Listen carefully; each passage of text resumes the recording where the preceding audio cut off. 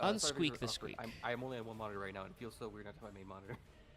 Yeah, no. The monitor thing is And I important. don't find where my day guard is. Sorry, I had to clear my throat there, chat. All right. We're going. Welcome to Fail Portrayal. The portrayal that has failed. Let me, yeah. Make sure that it's all running through. Let's see, our latency is pretty normal, but they're dropped frames. I probably could have set it to, like, medium, but Good. I never really... There's a disconnect in the way the streaming works. That, like, I'm never 100% sure what I can set the latency to these days. I probably could have turned it up to a lower latency, but we're good. Yes, Ark.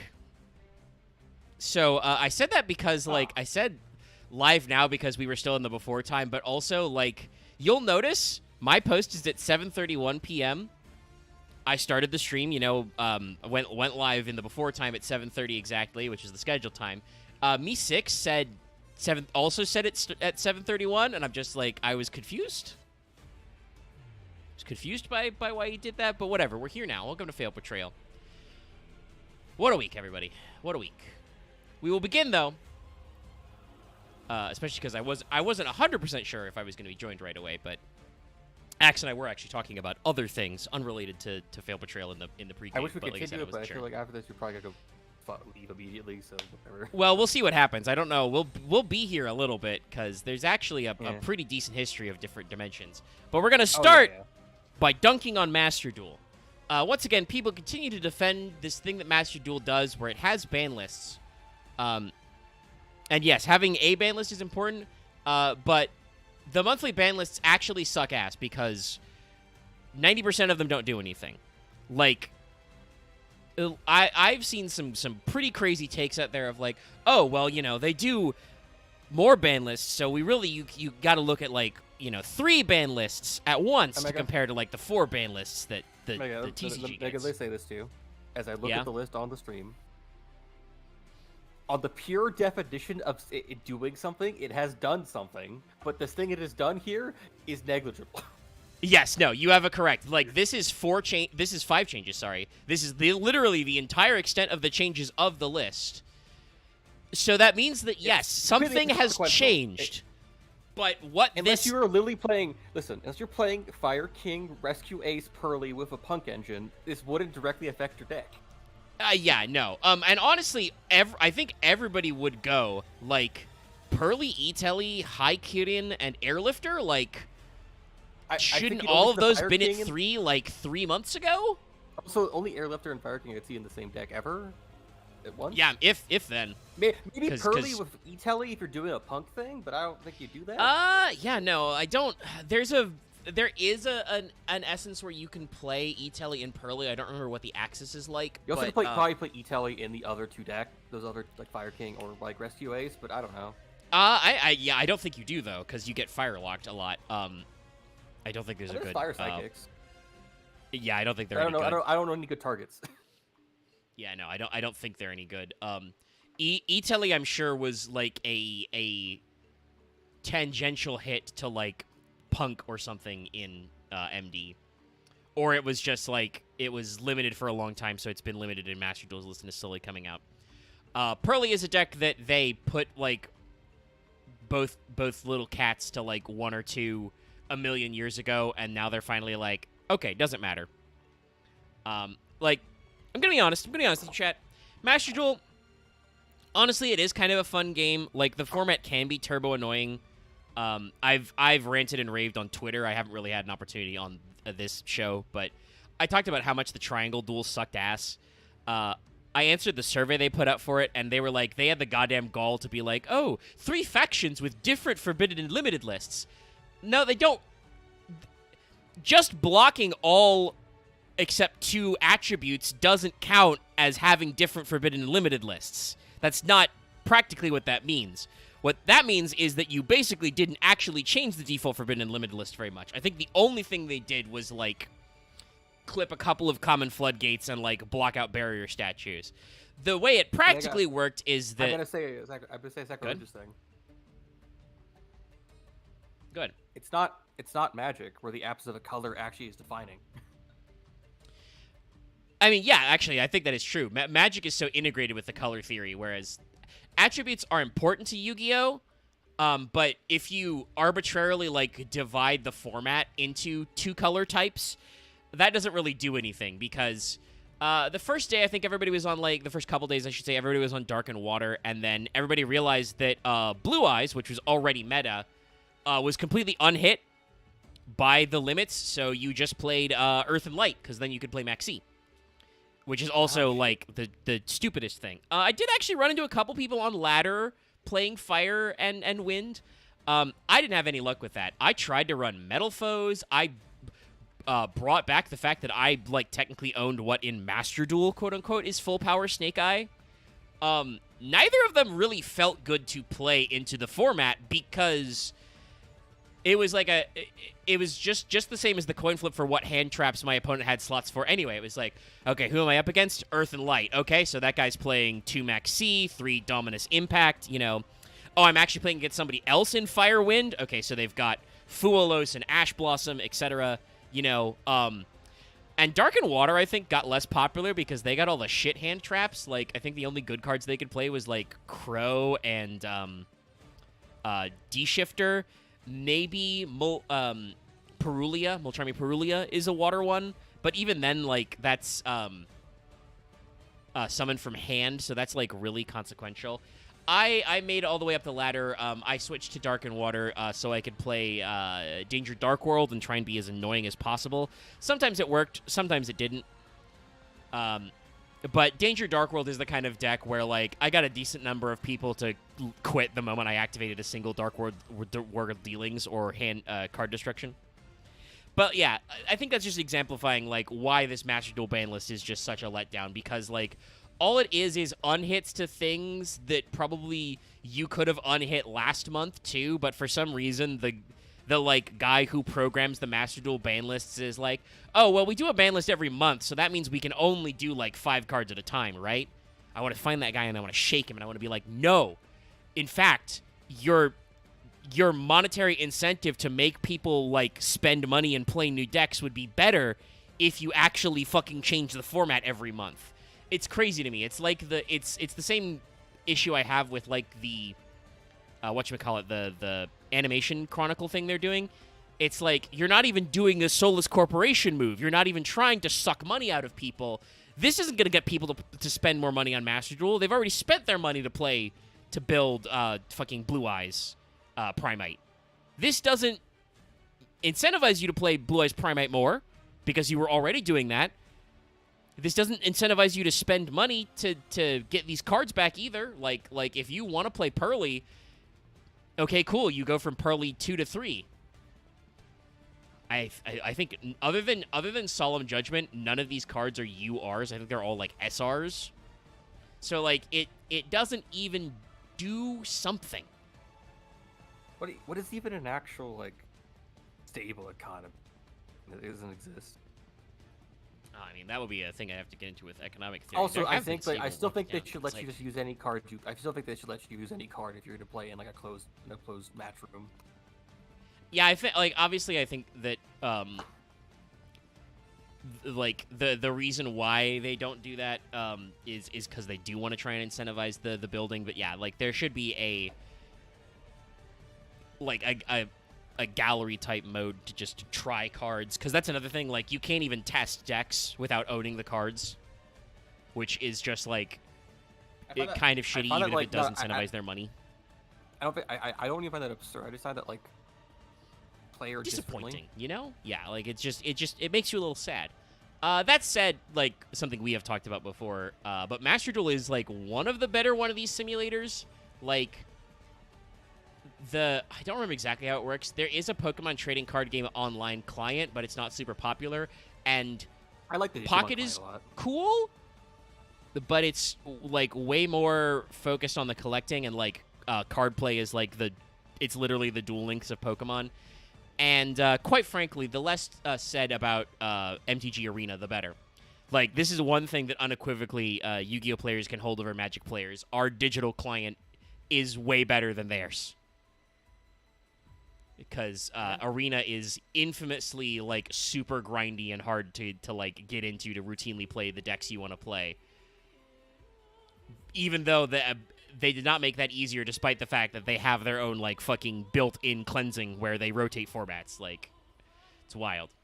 But yeah, this is a Master Duel ban list that is a disappointment because like it's one of those things, right, where like on paper, what to finish this thought, what on paper, what a monthly ban list should do is mean that your players are incentivized to check in every new month because the format will be different.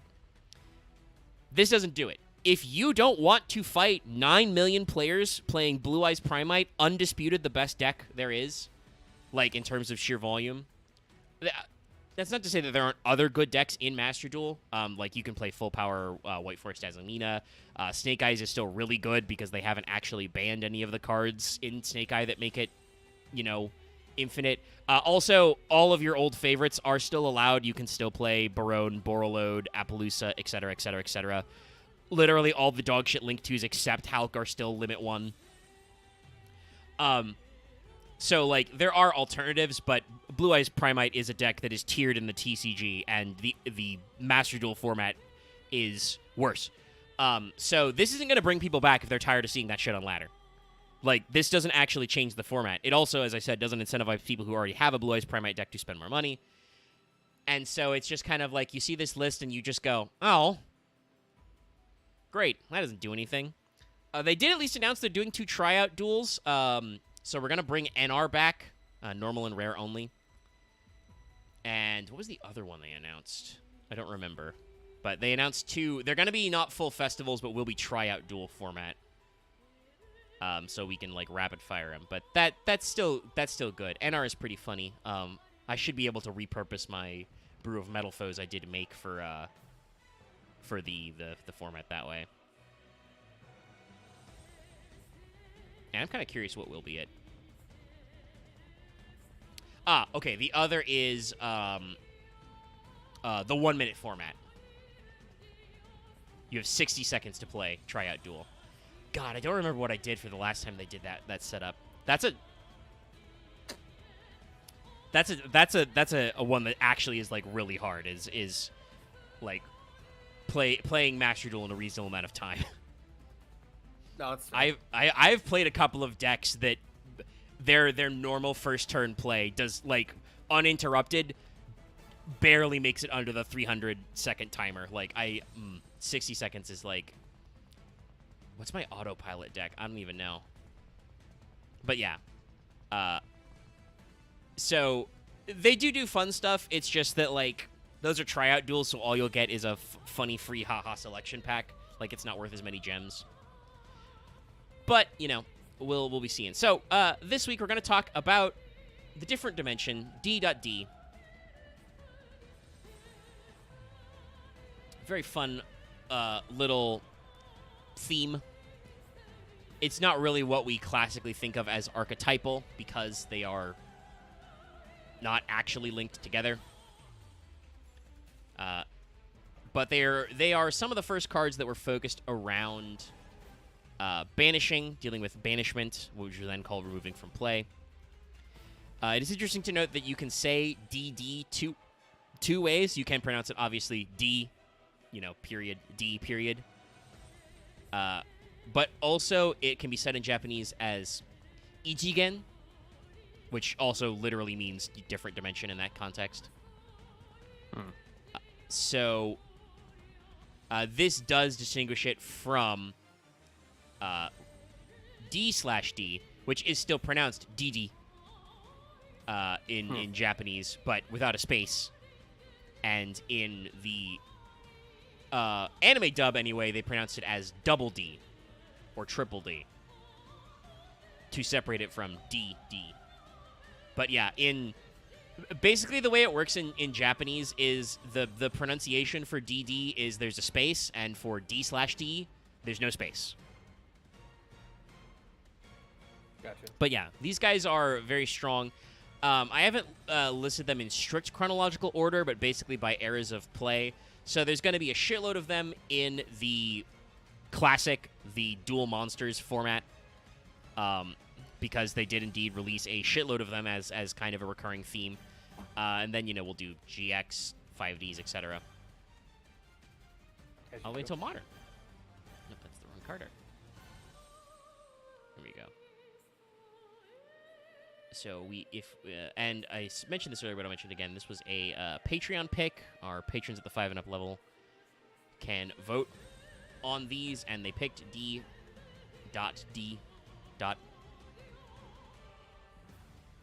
Right here. So we're starting alphabetically, but also from the old school with DD Assailant. This is a promo card back in the day, by the way. Came out with Destiny board Traveler.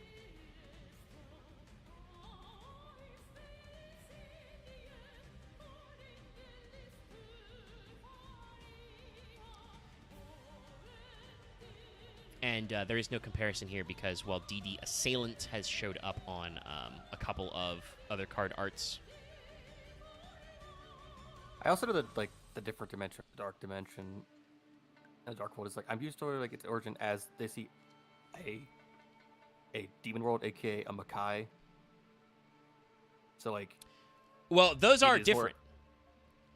The Egen and the Dark World are definitely different. This actually, we have a little bit of lore about DDs. They were in the first Master Guide.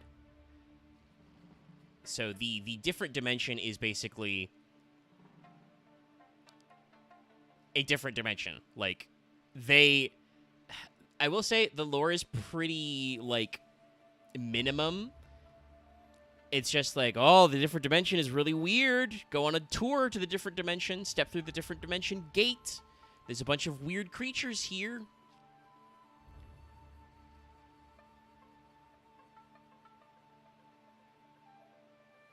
I'm trying to think about it, but it's I think about how in a lot of comics mythology, this carries over.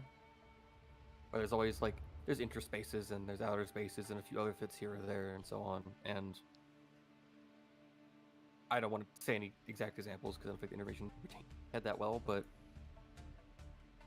I could think of the door or outer space or exit space. I mean, there's literally, and I know from in DC Comics, there's a Phantom Zone specifically. Marvel has about 9 billion alternate dimensions. Phantom Zone. Yeah, Phantom Zone and stuff like that. There's a negative zone. There's also a Bizarro dimension, but that's also supposed to be just another dimension where everything's. There's also the bit of you could also just go say hi to the universe and then go say hi to his girlfriend, who is the concept of possibilities. Yeah, that's an actual thing in Marvel. So the way that are dating. The way that DD works in this case is that they are from a different dimension, but what exactly that dimension is not super clear. There does seem to be implications that either the non-different dimension, like the regular dimension these guys are supposed to be from, is very high-tech or futuristic, or was possibly apocalypsized, if you want to talk about Warrior Lady from the Wasteland. Or that the other dimension, the different dimension, is also super advanced because, spoilers, thematically, for reasons that I really cannot grasp, a lot of DD cards are cyborgs or are advanced flying war machines. That just makes you... Okay, Omega. I have a weird take. What's that ring? I feel like a lot of the Dark World sometimes is just mostly inspired by how to put this? I think of Slave Zero, or more of Slave One or Slave Zero, that kind of Dark Future World or the Days of Future Past kind of stuff. I feel they're meant to be representative of that kind of weird, robotic, non-future. Well, like I said, I'm not sure from the lore because I did point out the Master Guide summary is humorous. It's there's a bunch of weird, wacky guys. There's a different dimension. It's a strange place. What kind of world is it? We snuck a news crew inside. What did they report on? Nothing, actually. Literally, it's they're just hey, there's some weird guys. If you return from the different dimension, you might be thrown out in midair. we have a different dimension gate that you can go through. So it's an oddball one. So I mean, I would say I think with like, it probably didn't start as humorous. Unfortunately, including Dai in it has made it humorous, even though Dai himself is not. Dai Greffer has never been to the different dimension, I don't think. Because the different dimension, I would like to remind everybody, the different dimension is not the Dark World, the world of Yamimakai. You know, the demon realm. You might be able to get to them through there, but the different dimension, when it is rarely shown on screen, is like, you know, the lines in grid space, or like, you know, other abstract nebulous zones. And I don't think there is a DD card that directly corresponds with Greffer. Just that several Greffers have run into Warrior Lady. What dimension did Dark Lucius go in? Because Dark Lucius is Greffer.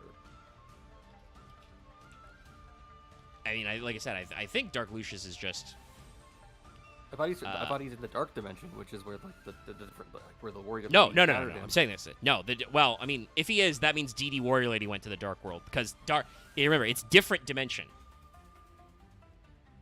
It's just different. There's no dark in the actual card names of any of these cards we talk about. Until we get to the retrain of DD's Warrior, not Warrior Lady. He actually gets to be from a dark dimension, but that's because he's a retrain. Yeah. Oh, no, I mean, the Dai Greffer's been through, like, multiple timelines, because there's Dark Dai, and then there's, like, the upgraded version of that, who is, I think that also loops back into Dark Lucius. And then there's Light Ray, and then there's Chaos Greffer, and I think there's another Greffer. Not to mention that, like, there's shit like Unexpected Dai, How Did Dai Get Here, DD Post.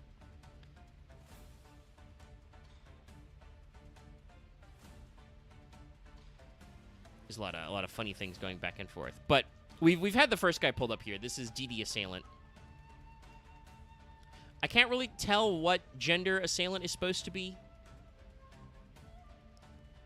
Because they got, like, lashes. Yeah, the chest armor is kind of, like, rounded, but also that doesn't mean anything because we're doing a weird top-down shot.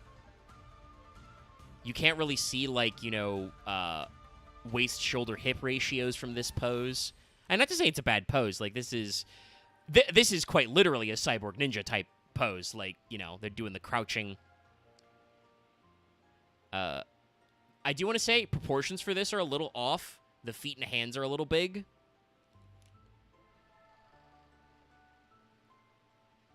But no, it's solid, I think. You know, you got like a big kniff and so on. So, DD Assailant is an Earth Warrior, level 4, 1700 attack, 1600 defense. After damage calc, when this card is destroyed by battle of an opponent's monster, banish that monster and also banish this card. So this is a worse version of Warrior Lady because it's only when it's destroyed by battle, but it has a higher attack stat, so I think the idea is that you summon this and you attack normally with a 1700, and if your opponent beats over it, then you're like, you punish them. Oh, wow. Sorry, I'm not sure exactly why. Maybe it was related to... No, return would have been banned. This card got limited for a while.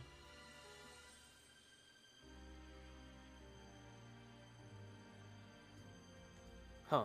I mean, yeah, because it's like DC summon. It's church. Or this card, or I was thinking of different dimension. I was thinking return. No, yeah. I mean, there's return and defusion. Dimensional I mean, this is an Earth Warrior, so I think it was good in, like... But... Because I remember it just being used in, like, the fucking Strike Ninja deck. Okay. Yeah, maybe that was it. Maybe it was the Strike Ninja stuff. Because, let's see. I'm looking at the list from April 06. They banned Cyberjar, banned Darkhole, banned Exchange of Spirit, banned Time Seal, banned Last Turn. By the way, Last Turn went from 2 to 0. Sedin and BLS were already banned. We limited Assailant. Warrior Lady was also already limited. Limited Treeborn Frog. They put Graceful from 0 to 1. That's probably not good. Limited Last Will. Drop off Mirror Force. yeah, so I guess I'm looking at it. Rhoda was also still semi-limited at this time. So I guess the idea was that basically the Yu-Gi-Oh players did the Yu-Gi-Oh thing. Warrior Oh, boy. Lady was limited, so you could only play one copy. So players were just like, well, Assailant's like Warrior Lady, but worse. We'll just play the other copies of this card as her. And the ban list people were like, nah.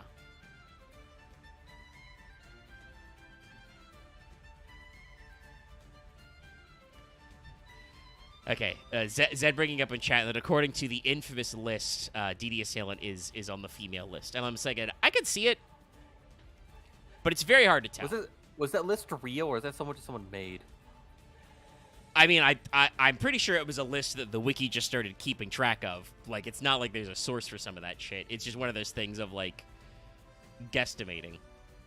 But yeah, let me double check the different dimensions, because I think Assailant is listed in the Master Guide. No, okay, it just talks about Warrior and Warrior Lady. So, yeah,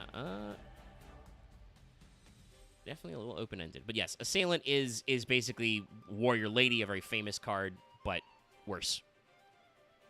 But has more attack. So, interestingly,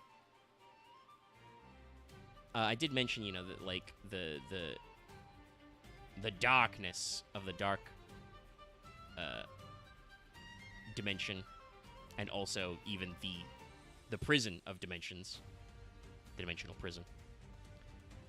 Though, funnily enough, D prison would not be shown until way later. Yeah, do I need to count that as? We should count prison as like late GX, I guess, technically.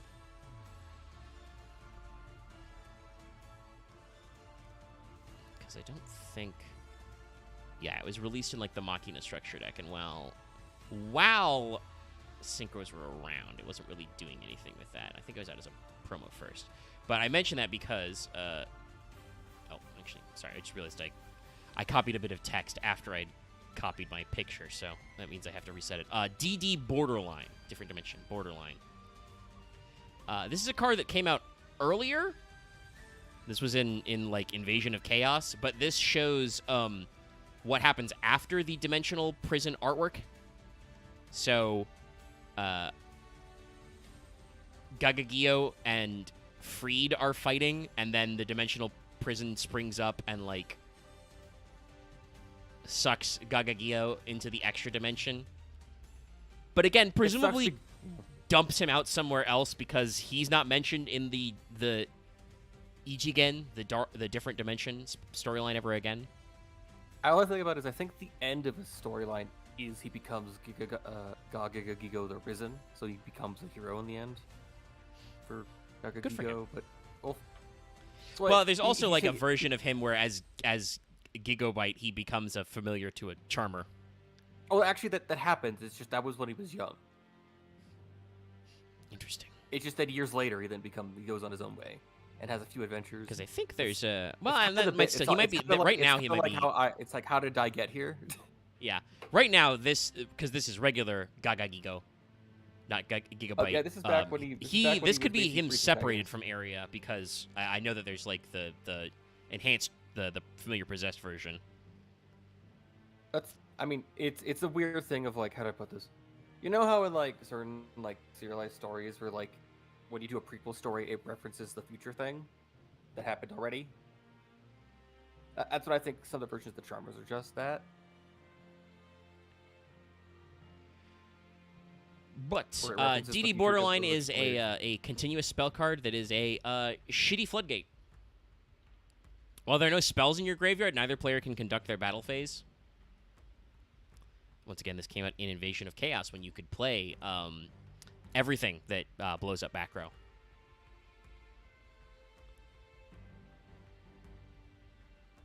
Huh. So, very bad card.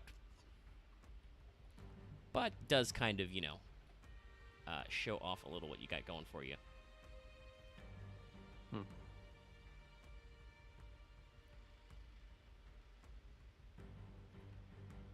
So our next one is, this can be seen as a little bit of a throwback to a couple weeks ago. Different Dimension Crazy Beast. Ichigen no Kyoju, which is the same way that Goblin's Crazy Beast, the Xyz monster, is phrased. Have fun with that one, chat.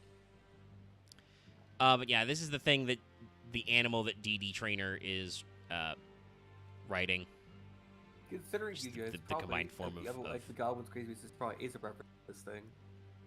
the name anyway. The art design wise, pretty different. It's a very different tone. It's a very different tone.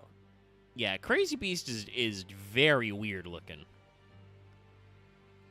Also, gross teeth, man. Yeah, this is like a creature that it is like a creature from just outside of our reality. That just kind of like seems like it pops in and does, like, tries to. As it's like pestering second goblin now. Yeah. And we'll talk about that when we actually talk about the even though it's a vanilla, their combined form is DD Trainer. But yeah, Crazy Beast is a little weird. One thing I will say very consistent is a lot of these guys are Earth. Crazy Beast is an Earth Beast level 3. So, you know, it's not a goblin, but it is a level 3. They're land creatures. Yeah. I guess they put it. 14/14. A monster this card destroys as a result of battle is removed from play. Yes, this card has never been PCST'd. It was printed like twice in Magician's Force and in Dark Revelation. So that means even in Master Duel it says a monster that this card destroys as a result of battle is removed from play. Because I think that if they gave it PCST, they would have to like officially update its text everywhere, which counts as an errata.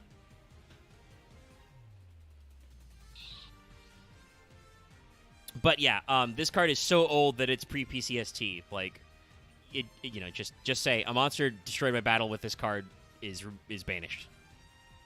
It's one of those old school guys. For a level 3 with 14/14, not great. Could be better.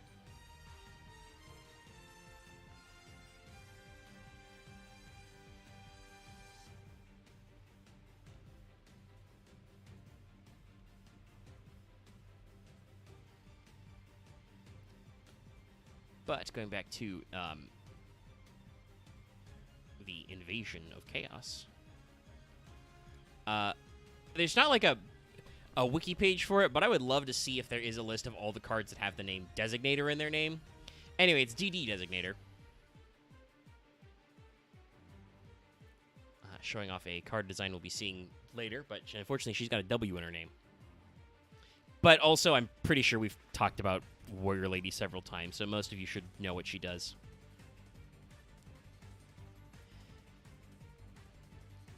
It is interesting to me that this basically confirms, along with several other cards in you know, kind of the setup she's got going on, that her sword isn't like that's not just a lighting effect on her hologram. Her sword really is just energy.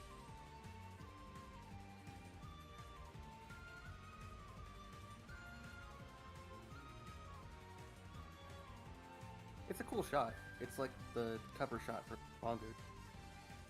Yeah. Also, this is the trend, I think, the designate thing. It's like cross-eyed designate is a reference to the cross. Well, there's also like Dark Designator and stuff like that. Like there are a couple of cards. Also, I'm realizing something that's funny. There's a shitload of like DD type cards that are just not printed. Like completely unrelated, but I'll show it on screen for a second. But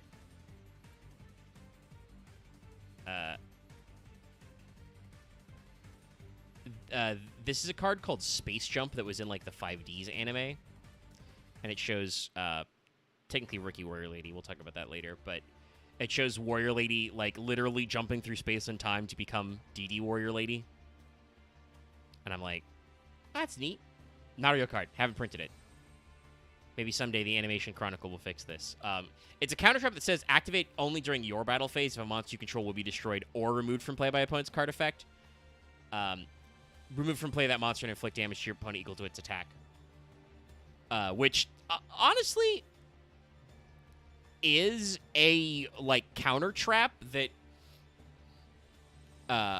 probably could work in some decks to banish cards you control and do extra, dome them for extra damage.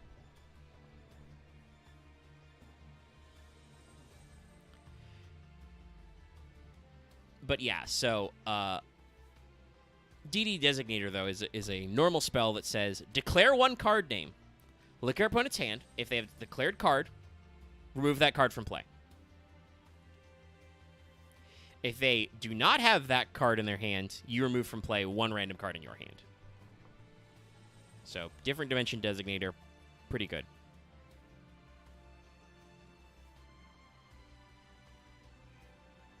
Also, yes, by the way, saying that, I did double check. I mean, admittedly, she's wearing kind of, from this angle, it looks much more like she's wearing kind of a, like, it makes the jumpsuit she's wearing look a lot more formless. But no, this is not censored. She's just not that kicked up. She probably needs to work her legs pretty more. Though also, I will say from this angle, it's a lot easier to see that her arm there is definitely a lot closer to the armor that Assailant is wearing. But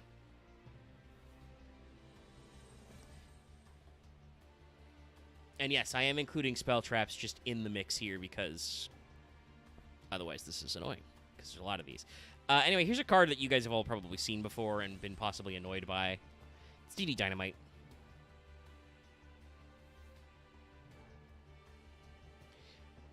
Interesting to note that while this is obviously referencing the different dimension, this is actually DD Dynamite, not, you know, Ichigen Dynamite. For instance, different dimension designator specifically was Ichigen no Shimesha. So it feels like, and you're going to see this with a couple of cards later, but it feels like the TCG is a little inconsistent about translating different dimension or just DD.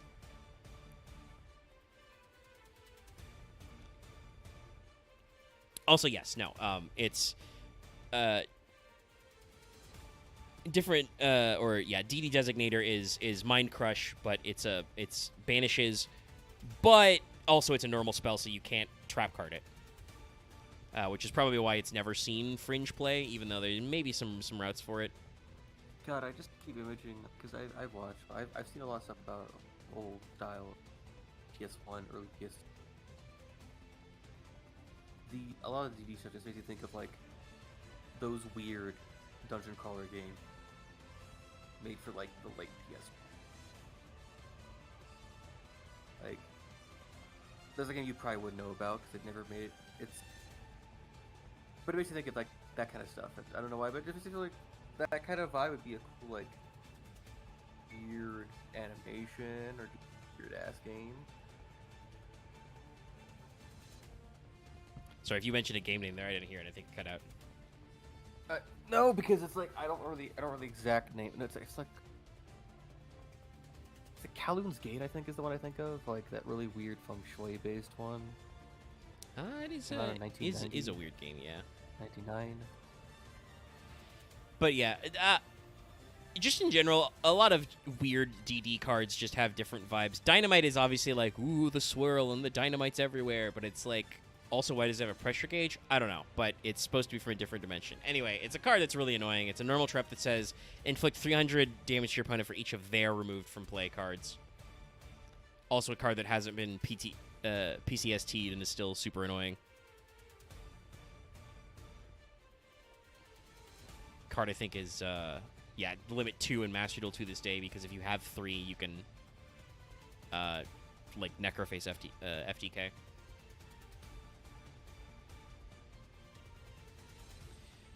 But let's pull up a card that aesthetically I think is doing a little bit more for what we got going on, and also is just an oddball. It's also literally a ball, but like it I think helps set up some future themes with DD, but also asks a lot of questions. This is DD Scout Plane. Ijigen no Teisatsuki.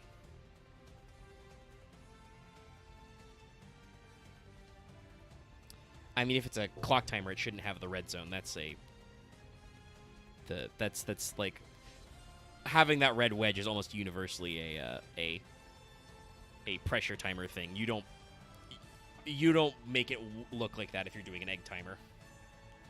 Yeah, it's like an eye probe. It makes me think of like an iRoid from like Fallout. Yeah, could be an iBot. It is also actually like it doesn't have the gun thing on the top, but also this is just a ball from Gundam. It's also just a thing from the Banished Zone because it's from World War II. So like, and basically it summons itself back from the Banished. So. Well, yeah, I mean it's this is the thing I was talking about with implications. Clearly, what this shows, and you see it's got like cracks and battle damage, is that like there's something in the Dark Dimension that is a militarized force. They're sending fucking probes after us. What does this mean? Because this is a Dark Machine 2 with 800 attack and 1200 defense. And it's just a guy appearing out of the dimensional rift. Like I said, you can see it's got battle damage kind of on the back half. It's got some weird cameras and stuff.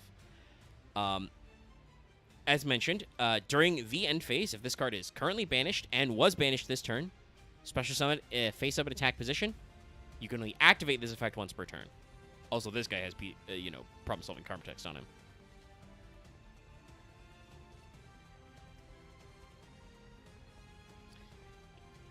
Even the wiki says it resembles a ball. As in the mobile suit ball from Gundam.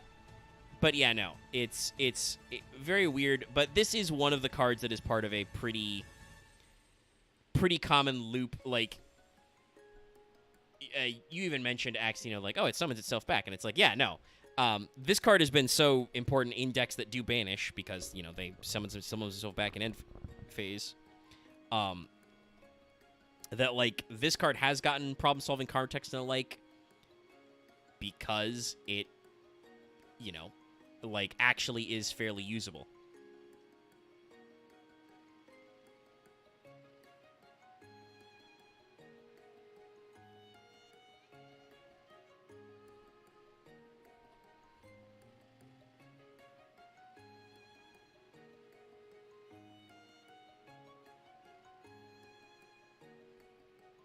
Sorry, I'm also editing on the fly some of these.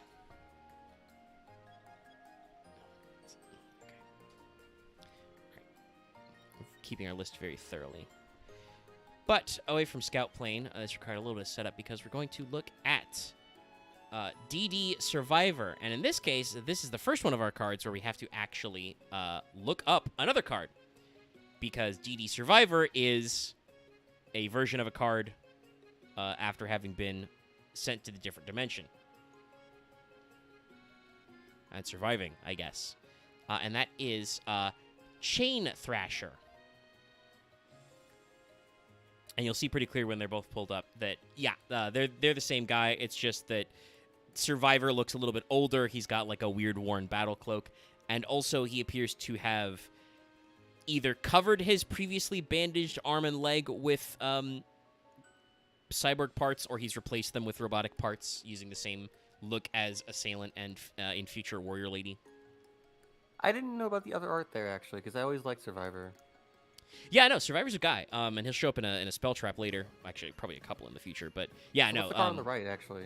So Chain Thresher is a Wind Warrior, by the way. Very odd, but is a warrior. Yeah, Thresher came out first. That was in actually, let's see. Shadow of Infinity. Let's see how far apart they came out, or were they like the same set? But DD Survivor is Lost Millennium, so no, Survivor came out first. Very interesting. Yeah, Survivor was 05, and Thresher would be 06. Very curious, very curious. Survivor's also been reprinted a shitload to chat. But yeah, Thresher is a like I said, Wind Warrior level 4, 1000 attack, 600 defense, absolutely trash stats. This card can attack one additional time during the battle phase for each Train Thresher in your graveyard. You know, how do I put this? I've always, this is a really weird thought, but I've always kind of wanted a Yu-Gi-Oh game where if certain cards have certain things happen to them, they become other cards that are actually those characters under certain conditions. Like, if you banish Chain Thresher, it becomes DD Survivor. And I mean, there. I feel like the main thing is cool. just the way that like constructing the card game works is that like that really sucks because that's how the original Red Eyes Darkness Dragon and how Dark Sage worked was like summon from deck after resolving a blah blah, special summon from deck after resolving a blah blah blah effect, and it's like, nah, it's not really worth it. But there are definitely like room for that sort of stuff. But also, I think with like the different dimension, there is room that there is a like multiple timelines involved too. But no, the funny thing I think is that Thresher came out later and is like obviously like its stats should not be as good because Survivor is supposed to be like him surviving obviously and going further. But like Survivor's a great card. Like I said, he's been reprinted a shitload of times. He's a Dark Warrior level 4. I really like him because it's the card you just banish every turn, just comes back. Well, yeah, no, it's Scout Plane, but on a decent body, because he's 1800 attack, 200 defense. During the end phase of this card was banished while face up on your field this turn. Special summon this card. You can only activate this effect once per turn.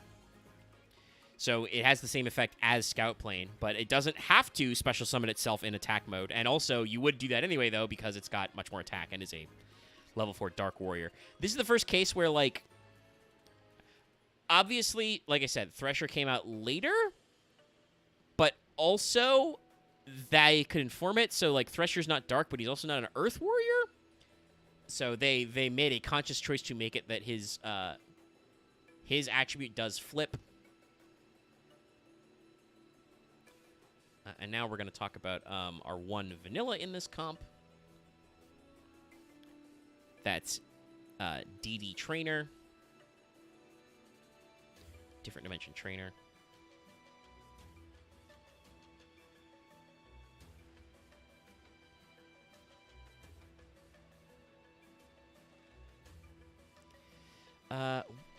I'll pull up just Coach Goblin.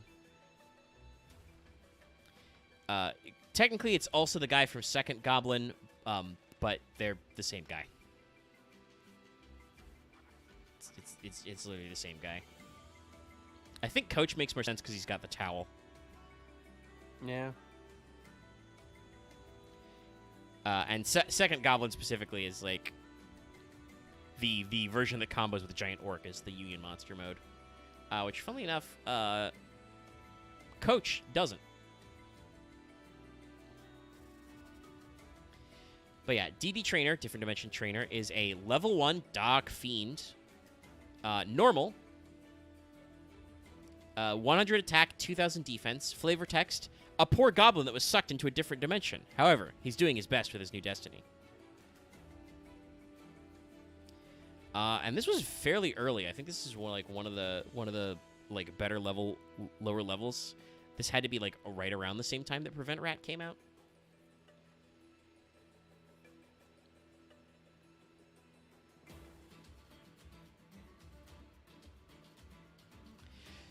Sorry, this is so funny to me. The wiki really summarized the relationship chart here, so I have to say it again. According to the Master Guide 1-card storylines, this monster, referring to DD Trainer, tames DD Crazy Beast after it pulls him into the different dimension, though it still wants to eat him. He has a father-son relationship with DD Warrior and aids in raising and nurturing Different Dimension Dragon. By the way, Different Dimension Dragon called Different Dimension Dragon, not DD Dragon. Can't believe they did that. Though he has no particular relationship with DD Warrior Lady, he is said to be her type.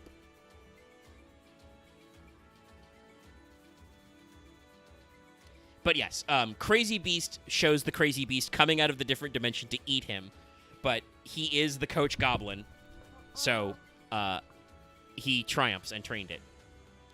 Coach Goblin's a very funny card. His name in Japanese is not Coach Goblin, it is Oni Goblin.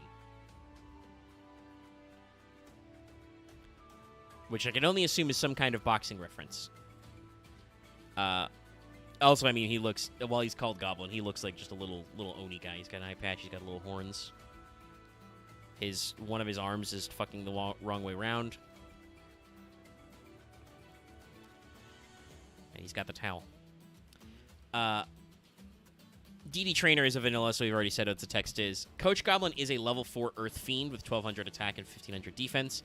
While this card is face up on your side of the field, return a normal monster in your hand to the bottom of your deck during your end phase to draw 1 card. You can only use this effect once per turn. So hypothetically, it does combo with Trainer, because you could use Goblin to tuck Trainer and draw 1, but it's only during your end phase, so it's awful.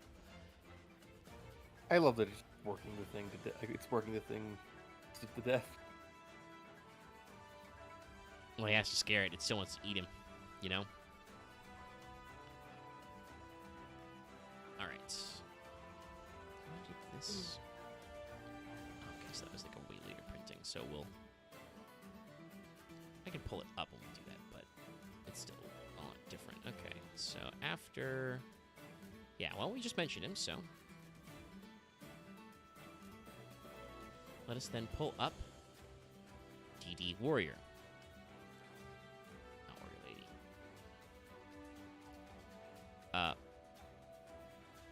Is it Assailant or is it Warrior the one that has the extra version? It's Warrior. They made him a synchro version. But very recently. That's so cool. we'll talk about Dark Dimension Warrior later. Especially because DD Warrior, Different Dimension Warrior, pictured here, is a guy that doesn't have any other correspondence. It shows up on some other card arts, but you know, doesn't actually have an alternate version until they give him the Dark Dimension version specifically. Shows up on a couple of the other cards. This guy was in the anime anyway. Kaiba used him. This is also the first ever card that could banish. This is the first ever card that removed from play. Released in a tournament pack originally and was recirculated later. But yeah, I think this guy's art style is kind of the way it is like similar to what the others got going on with like weird robot armor. But he's also got spooky eyeballs. But I'm pretty sure this was either drawn by Kaz or like somebody trying to once again ape his art style for the anime production.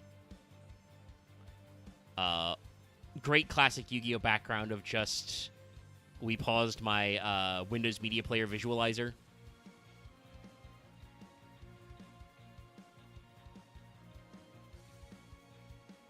And he's got a cool scarf.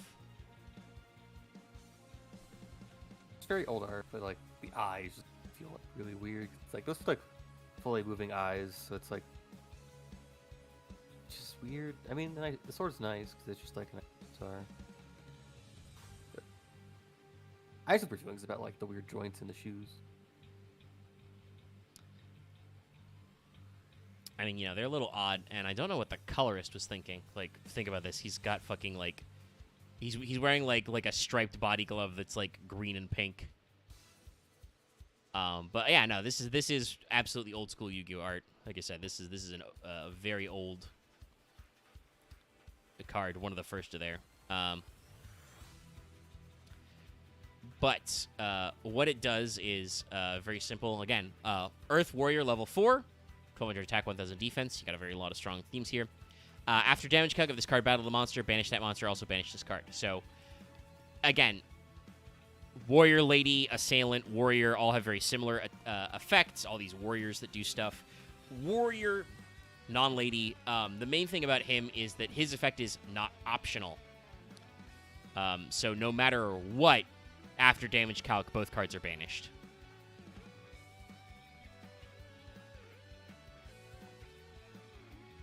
So that can be useful, but is obviously not as flexible as Warrior Lady's effect, which is why she's been a very popular card that's been through a lot.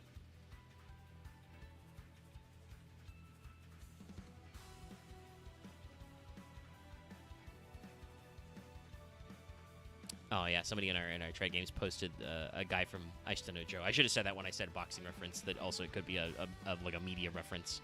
Yeah, that guy. Let me guess, he's probably called an Oni at some point. But it's a human man who has the exact same build and body shape as Coach Goblin, and also has the eye patch and the mustache. But yeah, the only thing he's missing is that, like I said, he's a human man, so he doesn't have horns. That's it. He's also probably wearing shoes and has less. He's wearing shoes and has more scars. And kind of like a weirdly balding mustache. Oh, he's got a thin mustache. But yeah, that's Warrior Lady.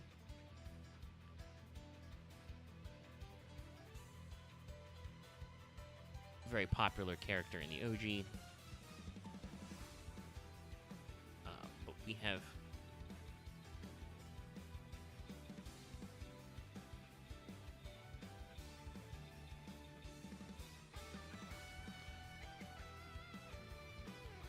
pulled up her earlier form before, Warrior Lady from the Wasteland. But... oh boy, sorry. I have to get a little creative here. Yeah, I'll add the third in then. Shrink it down a little. And you're like, Omega, the third? Yes. In case you didn't know, DD Warrior Lady is so popular, there's a third version of her. Even further in the past, which also doesn't really do anything, but they added it. And that's Rookie Warrior Lady. So let's see, how's this framed up? Okay. So we're gonna... alright. That's still not quite... alright. Shrinking the diagonal's not really the best, but I think we've got most of the details still.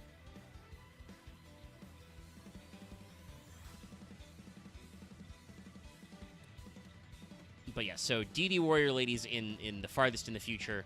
She becomes the Warrior Lady from the Wasteland after she grows up a little from being the Rookie Warrior Lady.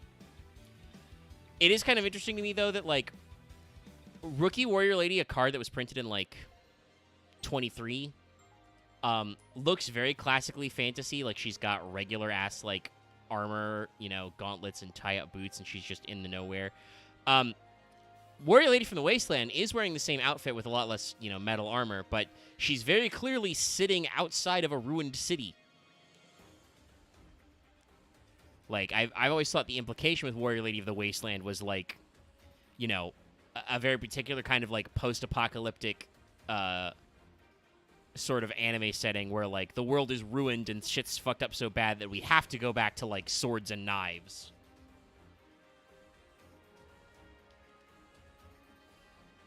And then DD Warrior Lady's just iconic. She's doing, like, a very certain pose. She's got, a robot arm. She's got her glowing energy sword. In the background, you can see the different dimension gate. I also didn't realize that she's basically stood on, like, her own negative image. It's an inverse shadow. I forgot they made the new I forgot they made a... how about this? Even younger? Yeah, they say a prequel version of her, because I guess it's more of, like... so... here's the version in deck. Here's the version in the graveyard. Here's the version that got banished. But yeah, it's definitely like it's definitely one of those cases where, like, it's cute, but also, like, I mean, we all remember Warrior Lady, but I don't know why they went so far in the year. Like I said, like 22 was when it got printed. Because I forget, because it's like... oh, let me read Rookie Warrior Lady real quick. Earth Warrior 3, 1,000 attack, 800 defense. When an attack is declared involving your warrior monster and an opponent's face-up monster, send this card from your hand or field to graveyard. That opponent's monster loses attack equal to its original attack at the end of this turn. So it's a inverse honest for warriors. Banish this card from your graveyard, target an Earth Warrior in your graveyard, add it back to your hand. You can use each effect once per turn. So, like, if Earth Warrior was a deck... at any point in the past 3 years, this would be a pretty decent card to put in it. But we don't play, like, generic type attribute decks like that anymore. Not without some kind of card to tie them all together. And I don't... other than maybe they... what's the text on MX Saber Invoker? Just 1 level 3 Earth? It searches... Oh, no, not even. It has to be a level 4 Earth Warrior or Beast Warrior, so it's not even level 3s. So yeah, no. While this card can make Invoker, you can't search it that way. So yeah, it's basically, there's no, like, extra deck card or, like, field spell or something to, like, tie together an Earth Warrior deck. So Warrior Lady is just probably one of the top 100, maybe top 50 cards you could search with Rhoda, but there's a lot of good cards you could search with Rhoda, you know? Like, on paper, oh, she's a reverse honest, you know? If you're battling a face-up monster with a warrior, you can just pitch her from hand or field to you know, zero out their attack. Or at least reduce them to, you know, by their original attack. And it lets you add back an Earth Warrior in your graveyard. Cool, but there's no deck to facilitate just playing Rookie Warrior Lady. Warrior Lady of the Wasteland, we'll go in reverse order, I guess. Being printed anyway, is a Earth Warrior, level 4, 1100, 1200. When she's destroyed by battle and sent to graveyard, special summon an Earth Warrior with 1500 less attack from your deck in defense position. She's just a recruiter for warriors, for Earth Warriors specifically, which has actually seen play. But DD Warrior Lady is a light warrior level 4, so another case where she actually switched up, or rather they decided to switch her up. Because, like I said, Warrior Lady came way, way earlier. 1500 attack, 1600 defense. After damage calc, when this card battles an opponent's monster, you can banish that monster and also banish this card.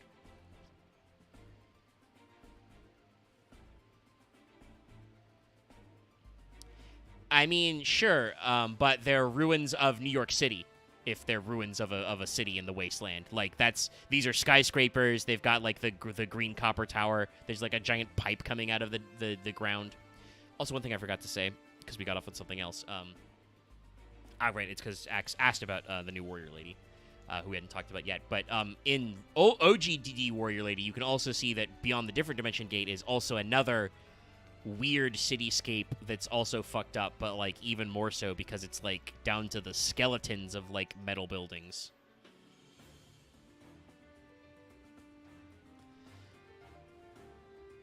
So maybe the ruins got even more ruined while she was gone. But yeah, Warrior Lady is like a classic. She's a remarkably well-considered card. She literally just got a reprint in Quarter Century Bonanza. They printed her in only Platinum Secret and QCR. Like, she is a classic. And with good reason. Like I said, she has the best version of this effect. It is not mandatory, but it is just during battle, so you can set her, you can attack with her, all kinds of things. And I think she's been popular a long time, so you'll be seeing her again throughout these spell traps as well. I do want to say it's very funny to me that, like, it's a little hard to tell because of how I've kind of squished down the art to fit in frame, but because the game has been evolving and like the artists have been going on, her original art style is like, while still anime-esque, is much more like one of those like realistic like manga drawings you'd see probably in like a seinen type manga. And she gets a little more moified in Warrior Lady from the Wasteland, and then she's like a pretty generic anime character by 2022 standards as Rookie.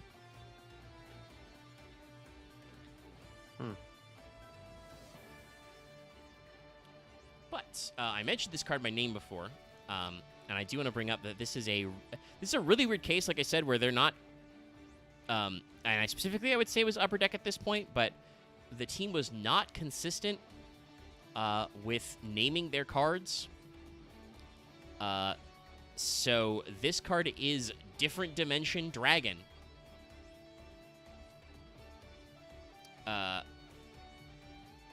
So Ijigen Ryu, so it should just be DD Dragon.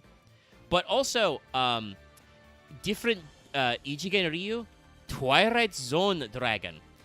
So they had to drop that part because that would have absolutely been a IP issue. This is just called Twilight Zone Dragon in Japan. Like, straight up.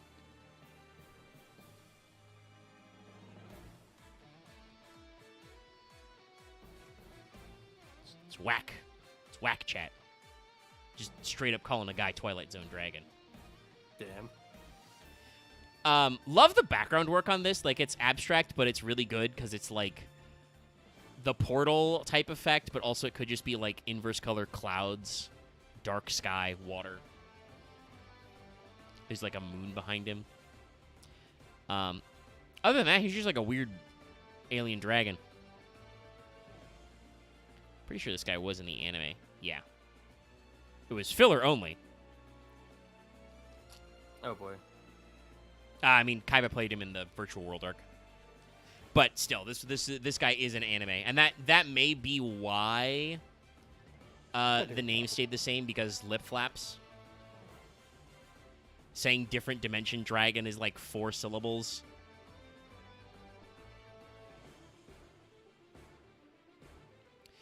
I mean, it really like not that they have to, because DD isn't an archetype, right? But like, imagine if they did. Because this card has Ichigen in its name, they would have to errata its name to be DD Dragon. Anyway, this is a light dragon, level 5, 1200 attack, 1500 defense. This is another one of those like weird, obviously designed for an anime episode cards. It can't be destroyed by spell trap effects that don't target it. Can't be destroyed by battle with a monster that has 1900 or less attack. So, it's a tribute that's only got 1500 defense. It can't be destroyed by non-targeting spell trap effects, so it can't be like Raigeki or Darkhold. And it can't be destroyed by battle with a monster that has 1900 or less attack. So most normal summons, which don't matter because it's a tribute summon. So yeah, we don't need to errata this guy because he never needs to come back, but this is a pretty wild card.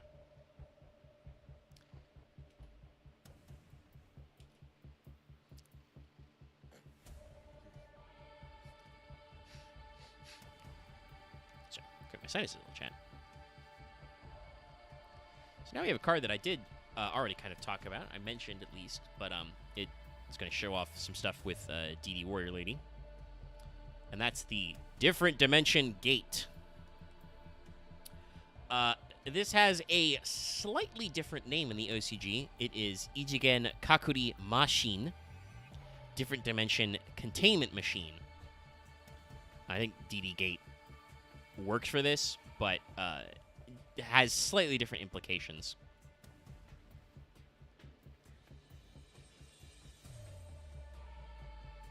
That's like the big pillar thing in the center of the Dark City. Yeah, you can see it in DD Warrior Lady's artwork. And I want to say this is her jumping into it, but like, it's weird. Like, she's got like her like aura and speed lines make it look like she's flying up towards it, but this pose is clearly a I'm jumping down pose. Like with the way the action is like drawn. Like it's a little odd, but apparently she's going back to her home dimension. And yeah, we're just inside a dark city full of a scrap. I mean, it looks a little like a Stargate. The Stargate is round that has like symbols all around it, though. This is has a weird lopsided hexagon around it, or octagon. Though you can't technically see the 8th side, but there's a lot of the weird tech lines and shit that lets you know it's different dimension related. Different Dimension Gate is a continuous spell that says activate this card by targeting one monster in each field, banish them. When this card is destroyed and sent to the graveyard, return those banished monsters in their same battle positions. Not really a weird floodgate, but like one of those weird different dimension, type things that they did. There was a lot of weird banish cards.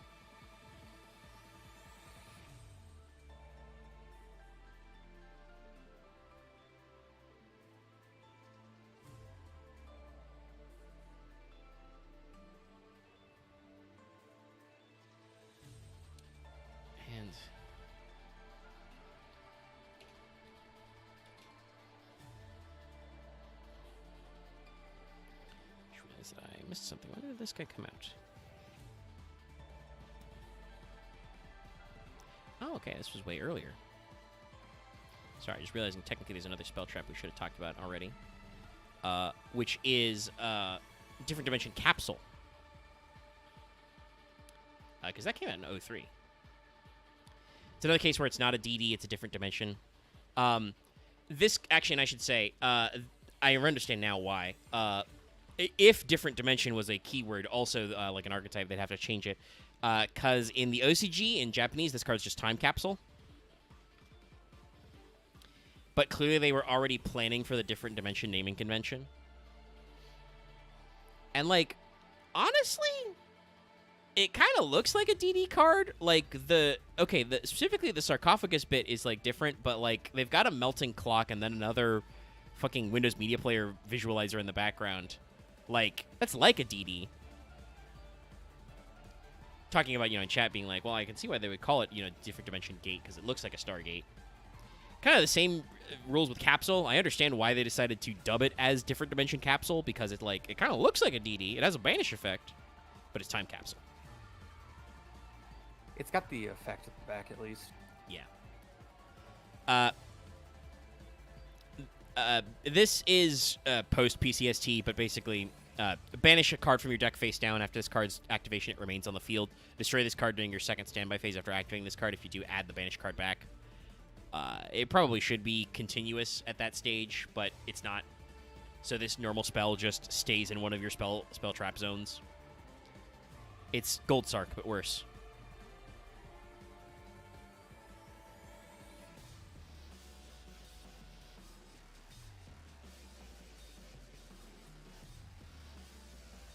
But I did bring this up because there's a very important old school card that is next in our list. Dimension Fusion. Not a different dimension, but still important. Jigen Yugo. So this is officially a fusion card, by the way, chat. If anything searches Yugo spell cards. Also, I'm sure it's related to something going on in GX, but we won't talk about it because it's actually unrelated. But there is a Sacred Beast support card called the dub title is different or Dimension Fusion Destruction. The Japanese title is Dimension Fusion Murder, and it's spelled like Jigen Yugo, and I'm like, I don't know why they use the same words for that. What are we referencing? Why are we doing that?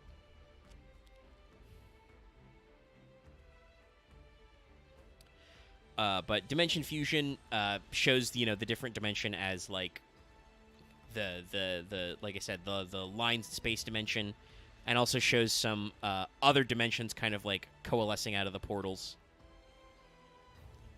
The wiki doesn't seem to reference what it's actually showing, but one of them looks like the tower dimension from Different Dimension Gate. So maybe Warrior Lady travels through the gate to get to the different dimension, because you can see Warrior Lady and Warrior here. Also, hey, this is the like QCR print they just printed for Dimension Fusion. You can't see shit, Captain. Like, absolutely blinked to hell. Can't see anything.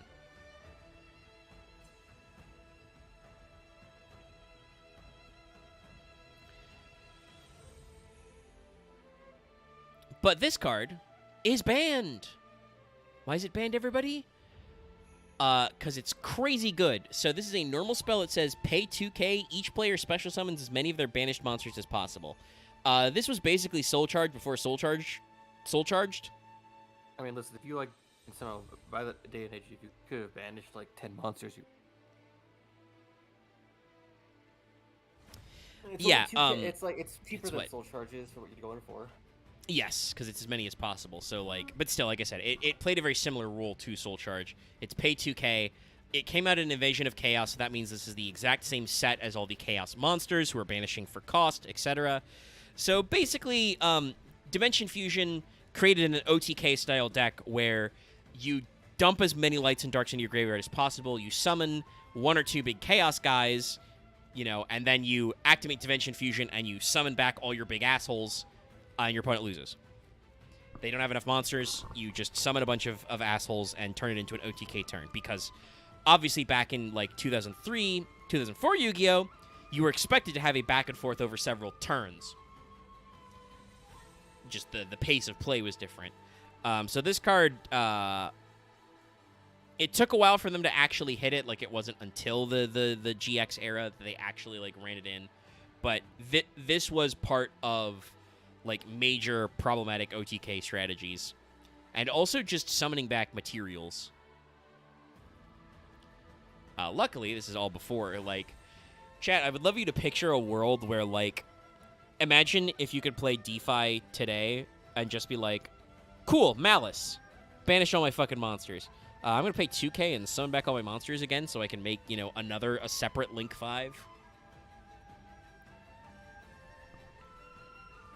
God help you. Not to mention there's a lot more effects that, like, proc on summon and shit. It's nasty. Cool-looking card art, though. And it plays directly into another card, which is also banned, but is also a classic. You've probably seen it on, History of Yu-Gi-Oh! And other jank decks. It's the classic card, Return from the Different Dimension, which was pretty commonly accessible because it was released in the exclusive pack, which was related to the movie release, Pyramid of Light.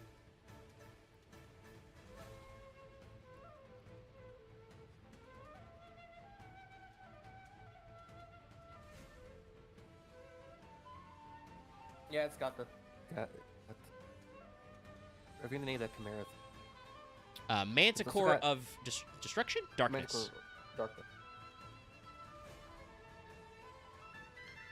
Also, there is a very funny card that references this card art from the same period, so let me...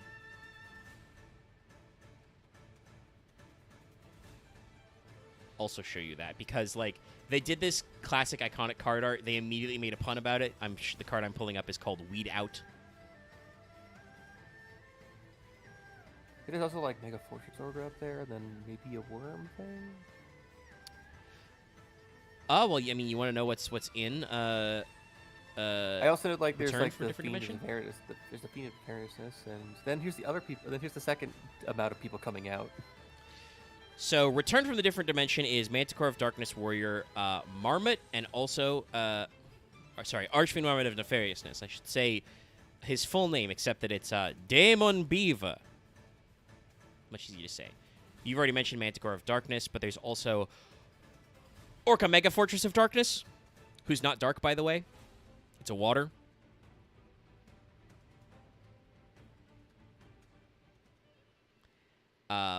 Which can summon stuff doing attributing itself with. And the last guy is sorry, for some ungodly reason, the fucking wiki only has the scan of the card in QCR, which is like super blinked out. Don't know the bird there, but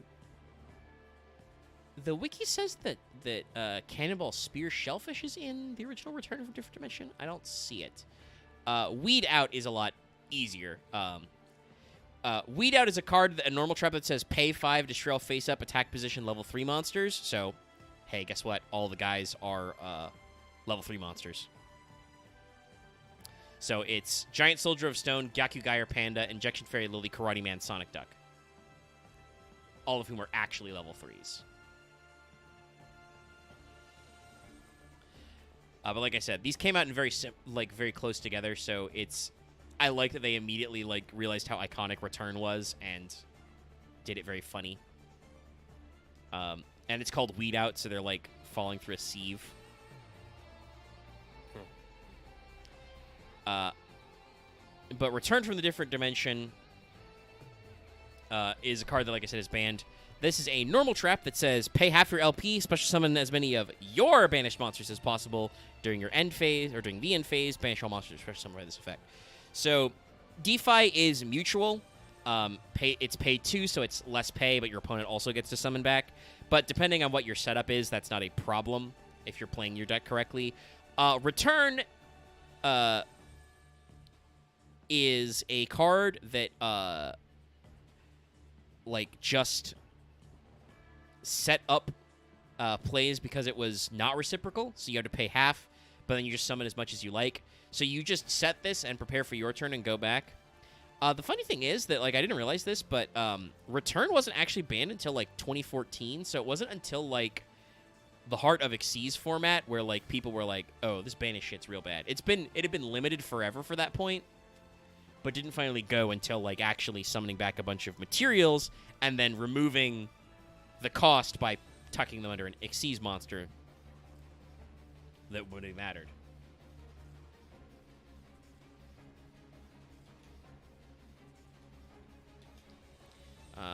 Dimension Fusion is similar, but I want to just double check if it was banned earlier or later. Okay, no, Dimension Fusion was banned, was limited in 07 and then banned the next year, basically. So yeah, DeFi was banned for a lot longer than Return.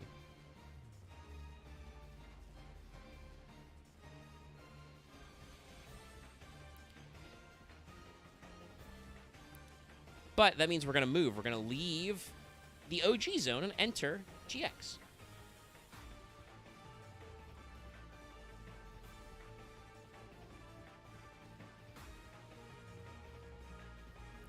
And so we begin with a card that was first released in Duelist Pack Jaden 2. Trust me, I hunted for this shit in Prague forever. It's Burial from a Different Dimension. I assume it was in Pack Jaden 2 because he used it in the anime, but still.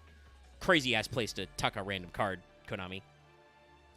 But yeah, Burial from a Different Dimension. It shows a weird coffin thing, but it shows it has both the swirl and the lines dimension. So you can tell it's the different dimension.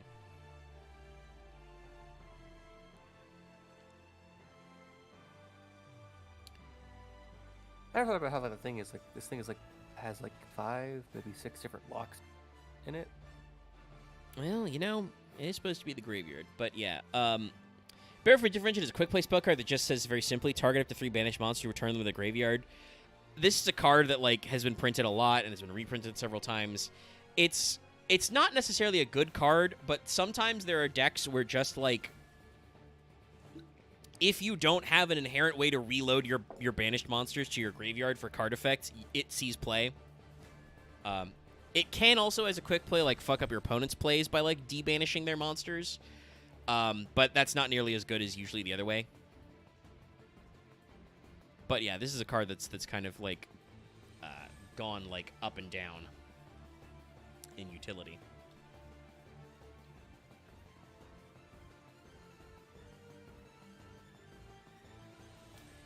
Here's another card that like doesn't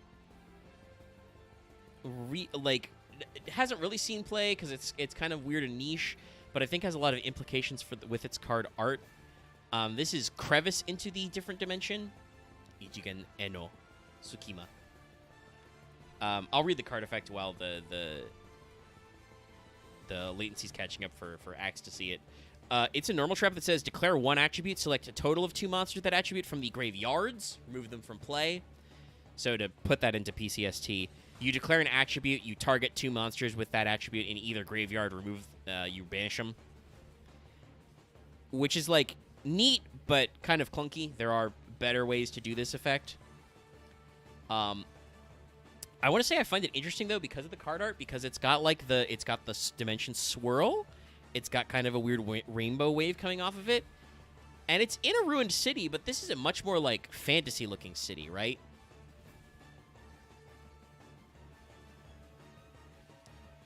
Like it has like stone bricks and like arched doorways and windows and stuff. There's like an old school like Victorian style lamp in the street.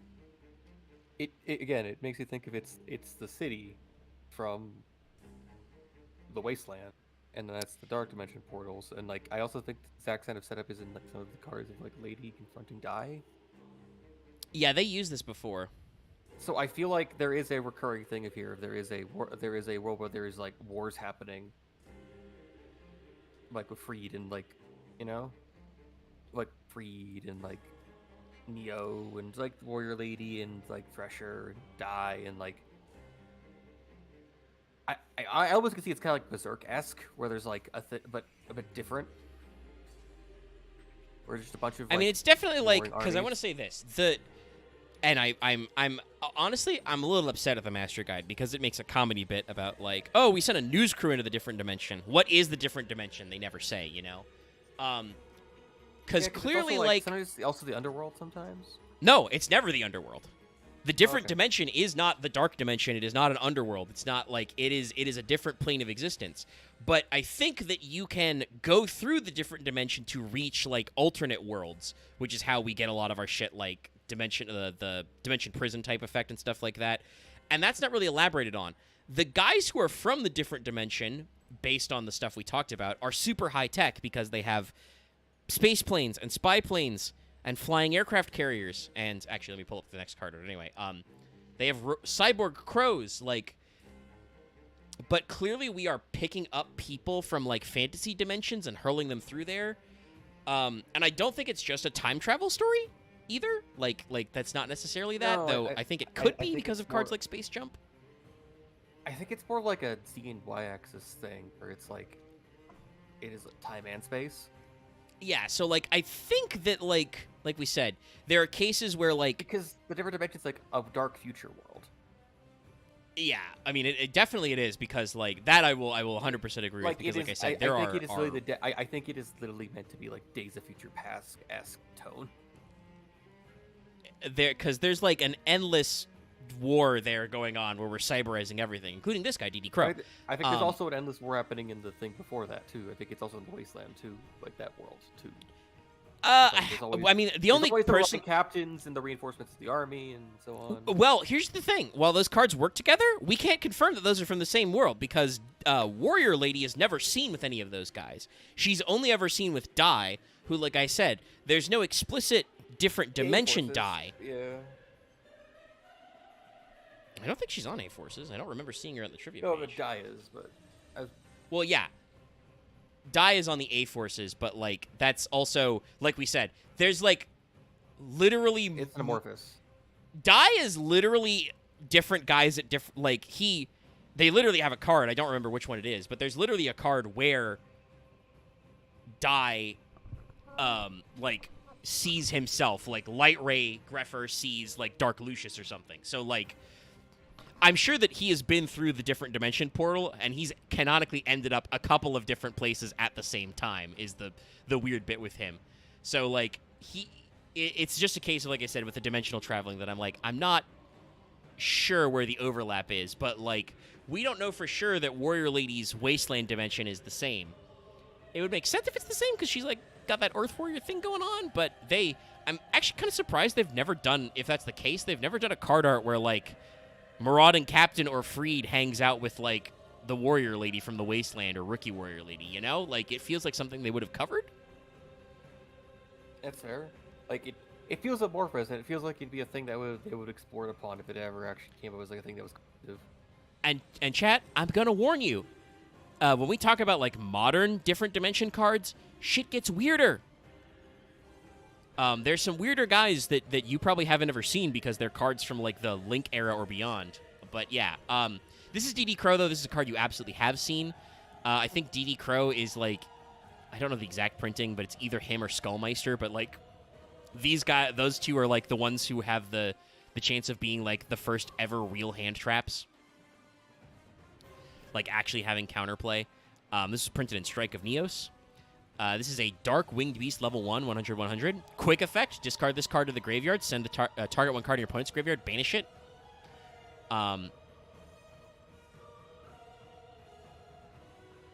Like, just a case of a guy that is just so good, so reactive. A lot going on there. He is specifically Space D Crow. Not, Ijigen no Karasu or something. It's DD Kuro.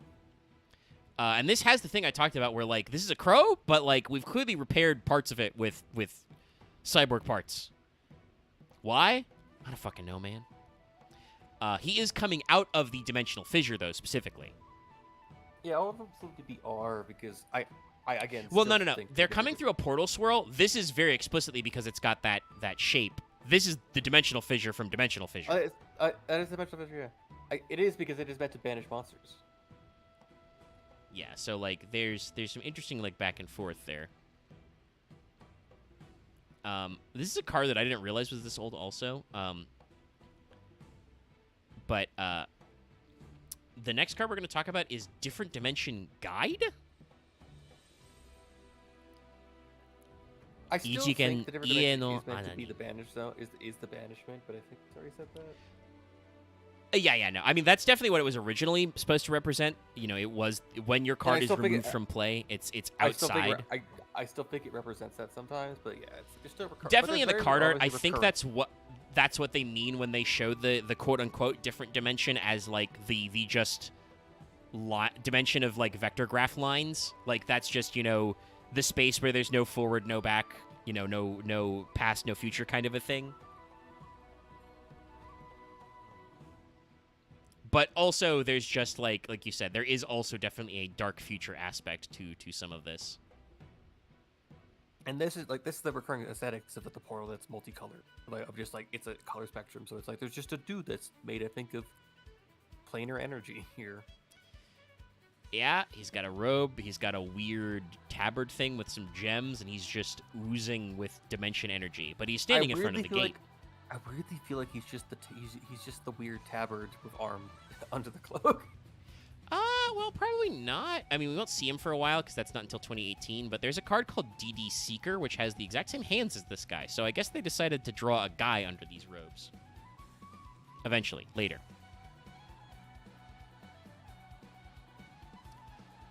But DD Guide is a Dark Warrior, level 4, 1400 attack, 1000 defense. When this card is normal summon, give control of it to your opponent. During each player's end phase, your opponent selects one card from this card's controller's graveyard and removes it from play. So just a weird little guy. Like, he goes over to your opponent's side and then lets you banish like cards continually until they get rid of him. Very oddball guy.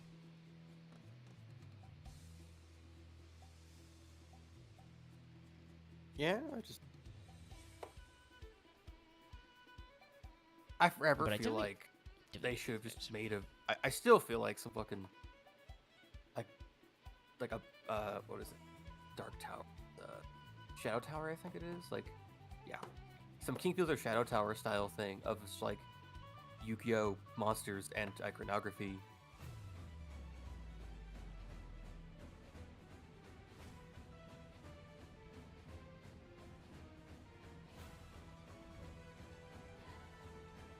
I just think it'd be fun if we actually got like a not a Souls game, but like a King's Field style game, or like a Lucid style game of just like of like the different dimension and like the worlds of like all the warriors and like spellcasters are in, like Gaga Giko and like even the Dark World and shit like that. And I just think it'd be cool.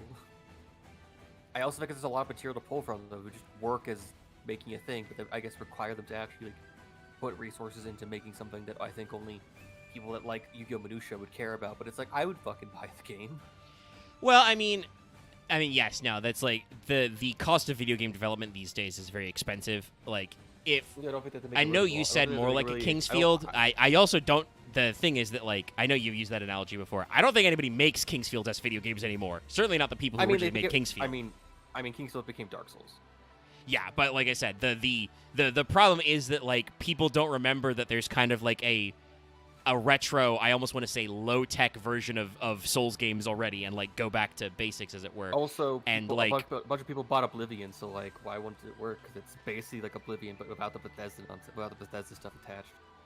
Well, you'd have to market it that way, but also, I mean, talking about re-releasing Oblivion, right? Like, yeah, a lot of people played that because they shadow dropped it, they hyped it.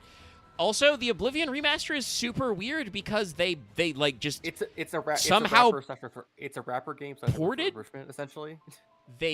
Well, no, but I mean like they ported an old game that had a built-in fan base and managed to just plug the old code into Unreal 5 somehow. Still not exactly sure how they did it. And then like up-resed all the textures. Up-resing all the textures is why the game is like 120 gigs, and also is probably something that only Bethesda as a subsidiary of Microsoft can pay for. Konami is big. They're nowhere near as big as I think even other of like famous historical video game publishers. And video game development is really expensive these days, so like I do actually not think that they don't have the money to make Yu-Gi-Oh! Dark Souls. Like they do not have the budget to do that. And I think they're probably cautious about spending their budget on doing these kinds of things. I think the main thing is just that like you said, you were talking about like, oh, only somebody interested in Yu-Gi-Oh! Minutia would like that. Well, guess what? They have a fucking way to promote that. They developed their own animation studio, but I guess animation frames are also expensive because they decided to really undercut the Sky Striker one. I just like I appreciate the effort they did, but it just feels like there's like some misfit on that part. Yeah. And I mean, Like, talking about like I know the the Konami. I feel like most of the Konami people that I think that got Kojima to leave are out of the company now. I think literally most of them are actually, yes. Because They went through a big they reorg only after care about that. pachinko machines, and the other people in the company will be like, we need to actually like. Well, actually, I think all those actual people consumer base. got ousted because they realized, like, they were like, no, we don't need to like actually do stuff with our IP. We'll just plug them into pachinko machines in Japan. That'll be fine, right? We'll make money. That And didn't the work. pachinko machines just died. Like the pachinko market was not as stable as they thought it was because I think it's mostly old people. Like I don't know. It's if mostly youngers- salarymen. Yeah, 'cause it's mostly it's like a bar. It's a place that basically people are forced to go to basically build up rapport for like their 30-year work cycle in Japan. Well, yeah, but so it's like If you don't it's die 10 years in. a thing that like nowadays you would replace with like arcade games or like phone games. Like it's a thing that you like can do socially and talk and hang out about with people. But it's for old Weird people fact- or gamblers. Weird fact I learned is that like 19% of the population of Japan is in like gacha debt. Well, listen, they gotta have fun, something to do with their time. No, I mean like they have like the little like they cannot pay bills because they spend it all on gacha. Is like a thing. But it's like I guess that makes sense considering Japanese people pay so much gacha. But like I said, the market for pachinko collapsed, and while like arcades are going strong, even they went through Japan, and obviously, then you take into account COVID, and all that. It's like, yeah, the system was not sustainable. So I think a lot of the old guard at Konami got ousted, and they like restructured their whole corporate and spun up some new studios. Admittedly, on the subject of video games, most of what they're doing seems to be licensing or re-releases, and they're only, as far as I know, doing like one big project, which is Metal Gear Delta, which even itself is a shot-for-shot style remake in Unreal 5. So like I don't know like where their budgeting for time is. Yeah, I know. I imagine the pandemic like really clocked in pachinko machines, but I think they were still not generating the. Hey, guess what, chat? No matter how big you think your economy is, boxing yourself out of global trade and global markets means you don't make enough money. Assuming you were trying to be a global corporation. Like I said, I don't know who was at Konami making these decisions, but that kind of thing of like, Konami was an international audience, so it's like, okay, so you're just going to use your IP for pachinko machines you only sell in Japan? That's clearly not going to make you enough money. That will not make line go up.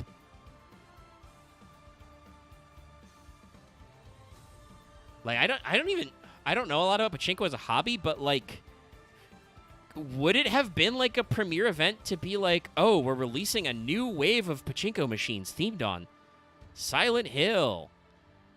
Like, okay, cool. Does that like incentivize the parlors to like rotate out old machines and put in new ones? Why would they do that though? They still have the old machines. I don't. Like I said, I'm not into the culture as it existed in the past, but it was one of those moments of like, I seriously don't know what they were thinking.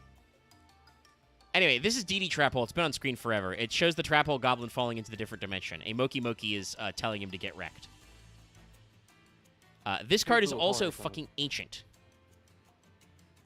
Like I said, it's Yeah. from GX. It's from Cybernetic Revolution. It's back. It's back when Moki Moki was on cards that wasn't just the League of Nomenclature. So this card says when your opponent sets exactly one monster, target that set monster and one monster you control, destroy, then banish them. So this card was bad when it was printed and continues to be bad. Why the fuck anybody would print a trap hole that also requires you to have board presence? Stupid. Dumb. Very bad. Maybe it's just because, like... Actually, no. Fuck it. They should have just made it one card. I guess probably because, like, Bottomless was, I think, limited at this time. And they didn't want to just make it limitless or bottomless for set cards. But, like, bottomless for set monsters is way worse than bottomless trap hole. So, like, you could have just done that. You could have just done bottomless for defense for set. It still would have been a bad card. This is an almost unplayably bad card. But the artwork is funny.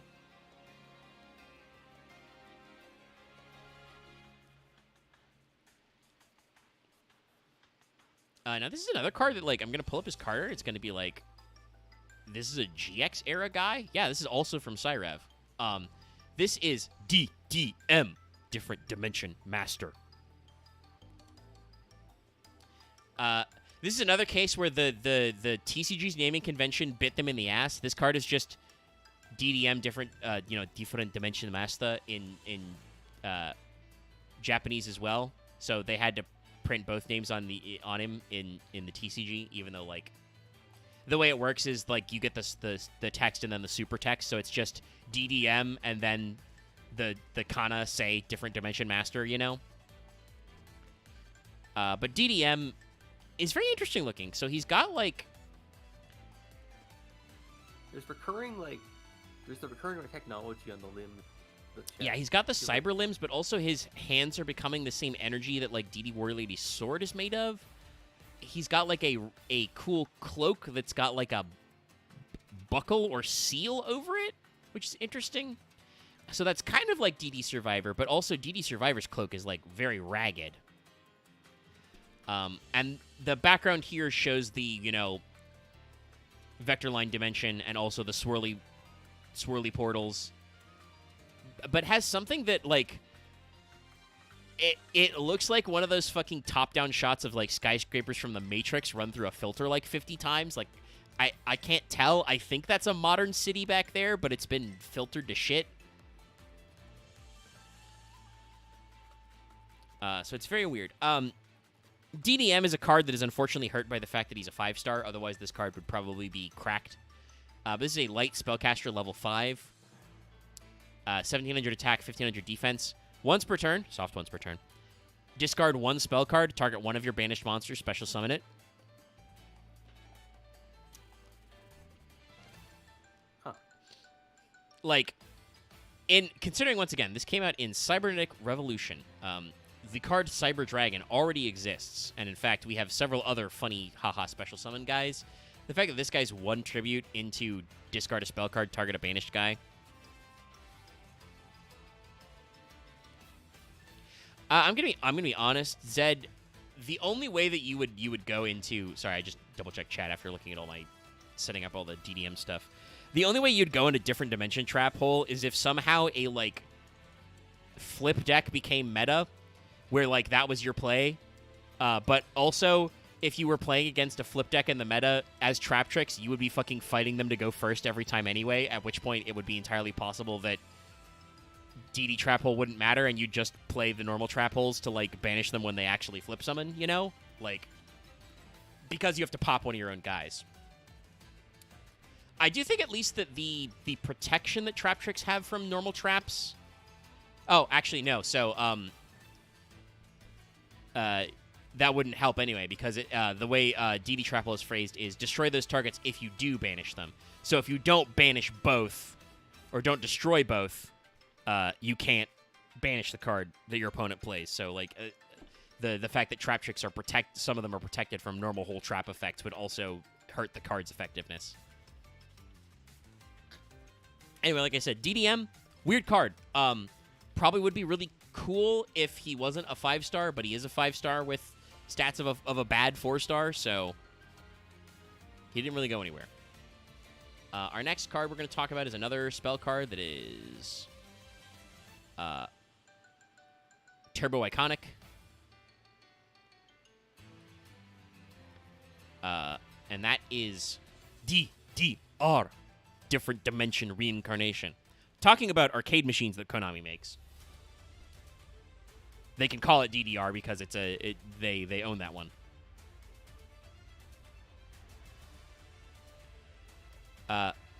And this just has the same weird zombie guy from Premature Burial on it.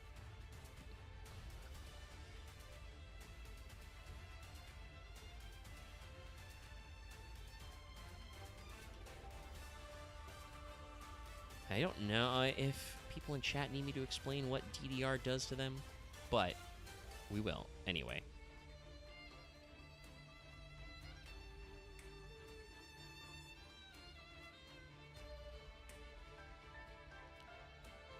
Sorry about that, but yeah, this is a Call of Haunted for banishment. A few other steps. Oh, I mean, no, it's Premature Burial because it's an equip spell. Oh, yeah, Premature Burial. Which is, like I said, why it has the zombie guy that references it. This is a equip spell that says discard a card, target one of your banished monsters, special summon an attack position, equip it. When this card leaves the field, destroy that monster. So it also, by the way, because it doesn't say then banish that guy, Different Dimension Reincarnation here does mean that guy goes back to your graveyard. So it's a great loop card. Has been usable, I think, literally since it was printed. Let me scroll to the bottom. Okay, it doesn't seem like it ever saw the list, so it's like obviously never been like bannably strong, but still like a card that has been all over the place.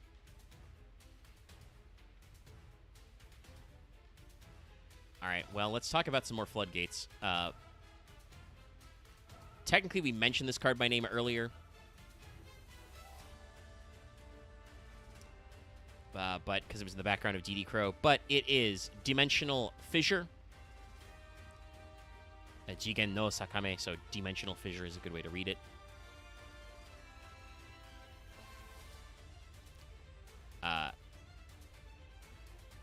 The fissure is shown in a lot of things. It's in Trance Archfiend for some reason, which doesn't make any goddamn sense, because that's also got Gen X Ally Birdman on it. But yeah, this is basically the like design they switched to for like the Dimensional Fissure. It's still got the warping effect that the portals do, but it's very clearly this kind of like weird curved four-pointed object. It does just kind of look like it's appearing over the wasteland. And obviously, it's like I said, it's got the swirlies inside. The soupies. The soupy goopies. The swirly whirlies. Chat, do you remember what DeFi does? DeFizz? Also, thank you, Zed, for the comment about DDR.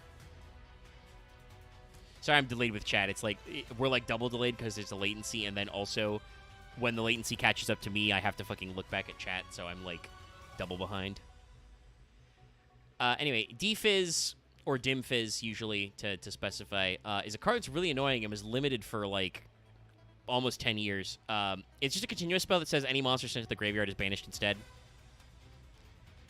Because of the way that text works, that fucks with a lot of hand traps. It fucks with a lot of like other effects. It also just banishes you. It's Macrocosmos, but just for monsters. We're not talking about macro. But it's a card that's really annoying. I think they only like finally unlimited it because just it's an unsearchable like block, and it just doesn't do enough, you know, to actually matter.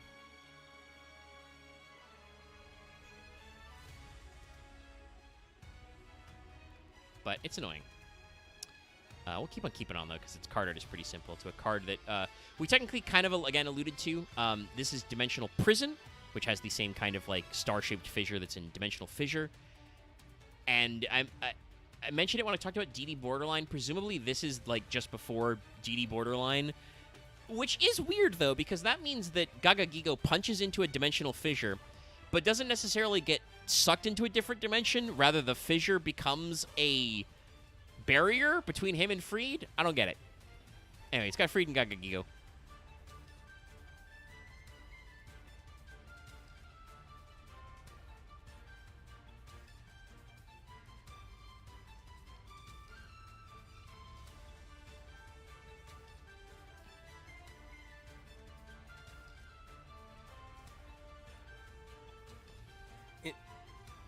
It just feels like something opens between them because it's like sucking in Gaga Gigo.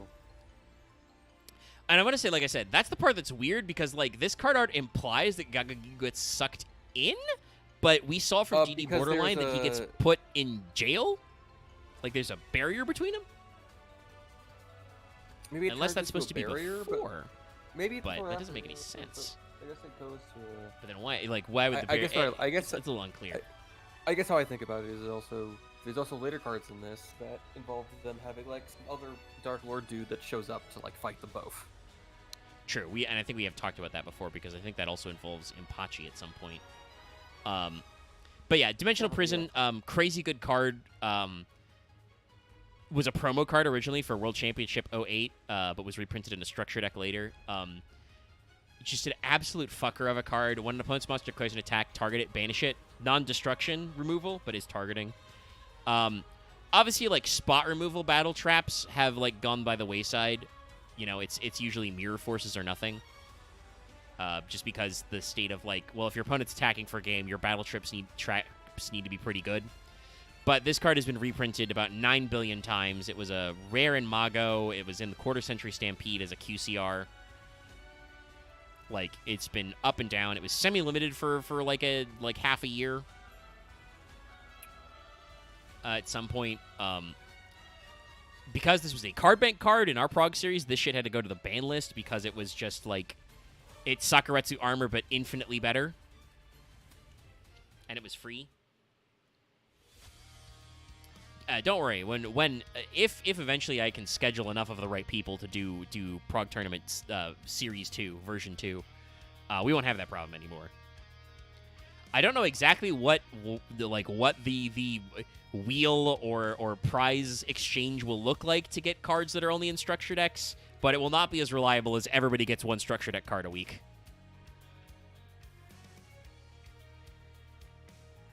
But this is a card that is like every time you talk about a limited series, it's such a fun. I have a really weird idea. So that's the wrong version. Ever thought about betting on yourself ever thought about betting on someone you think they'll win over you? No, because that's easily abusable. It's called just folding. No, that's fair. Like, several times I've seen series with, like, MBT and Dazif where Dazif is like, I don't want to incentivize losing. None of the systems that Doug would have implemented actually incentivized losing, other than maybe the first version of Imposter Roulette? What did he end up calling that series? The new Imposter one that came out. Let me scroll up. Yeah, because they released the second episode. Master Imposter. The technically episode 1 of that, pre the rule changes, the guys did bring up a legitimate point that just the imposter could just make their deck literally the worst and lose and win out if nobody caught them. So the like point system he did, but like betting against yourself like as like an insurance would mean that you could just like strategically fold some weeks, which kind of sometimes happened anyway. Like definitely, I think sometimes people would be like, well, I'm probably not going to win this week, so I can take a ban. Also, if you're losing, you would already still get losers rewards anyway. So, like, if it was a thing that you could control, would probably be too easy for somebody to just be like... Because I was more thinking about a thing of, like, a monetary system where there's, like, points you can bet on by people. You can't bet on yourself. You only can bet on other people, like, what person will win or who person will get. I've already thought, like... It's complicated. Yeah, funnily enough, I've already thought of, like... basically, like, we all bet on Axe because we thought Axe would win. It's like, yeah, fuck it, everyone got richer because of me. I mean, that is kind of a funny comeback mechanic. I don't know if I would go with betting points. I have actually thought about, I think may have mentioned it before, but I was just about to bring up in this conversation that I did kind of think about a, like, rewards shop, like a point system for winning games that you can exchange for, like, things like, I don't know if it goes as far as reopening packs, because like that always seems like a mechanics that's really hit or miss. Like I don't follow Simo's Prog series anymore, but I know that in the season 2 for like a long time he was just winning a shitload anyway, even though he wasn't using redoer tickets. Like, so I don't know if it would matter, but like, there's definitely room for like I said, a simple point system where like, okay, every game you win, you get X number of points. Points you can turn into concrete rewards that you can pick. If you lost a game, you can spin a wheel for a random reward. Because, catch-up mechanics. But like I said, it's a thing I'd have to exactly hammer out, and it would depend on formatting. Did I grab that? No, I did not post this. Sorry, we're going to talk about another dimension-based card art, another popular trap card that's also very good. Dimension Wall. No, just Dimension, not Dimensional Wall, even though I'm pretty sure... Actually, no, this... Wow. So, okay, I've mentioned before, the TCG is inconsistent about this. The OCG is also inconsistent about this. This card is just called Dimension Woru. So, I guess the card game just makes up whatever names it wants. But this is one of the few dimension cards.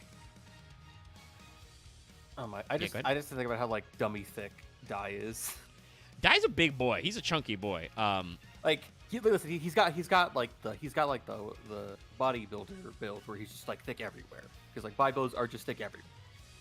Yeah. So it's like, and they're like, respect. They have thick arms, so his legs and ass are thick. It's funny.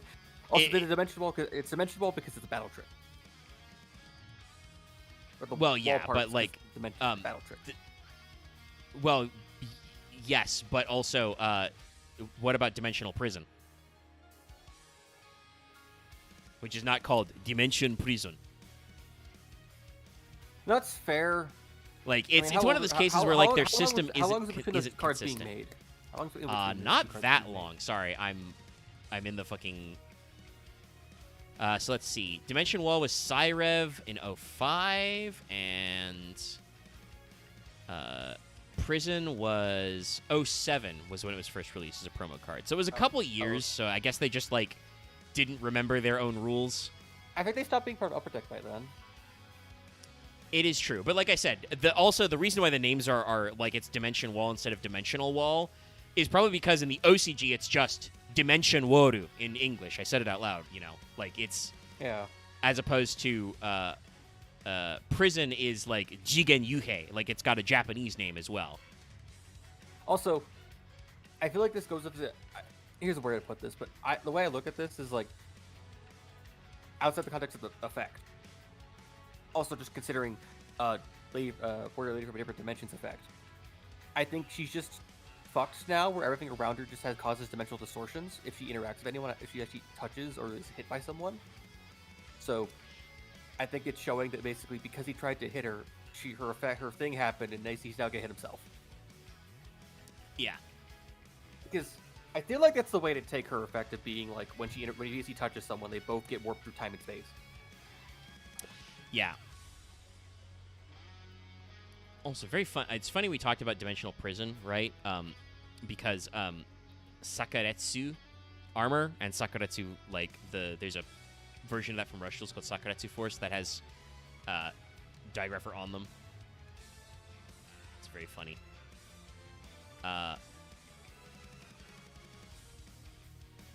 Oh, actually, and this is another card that we should pull up the card art for as well, because it's related.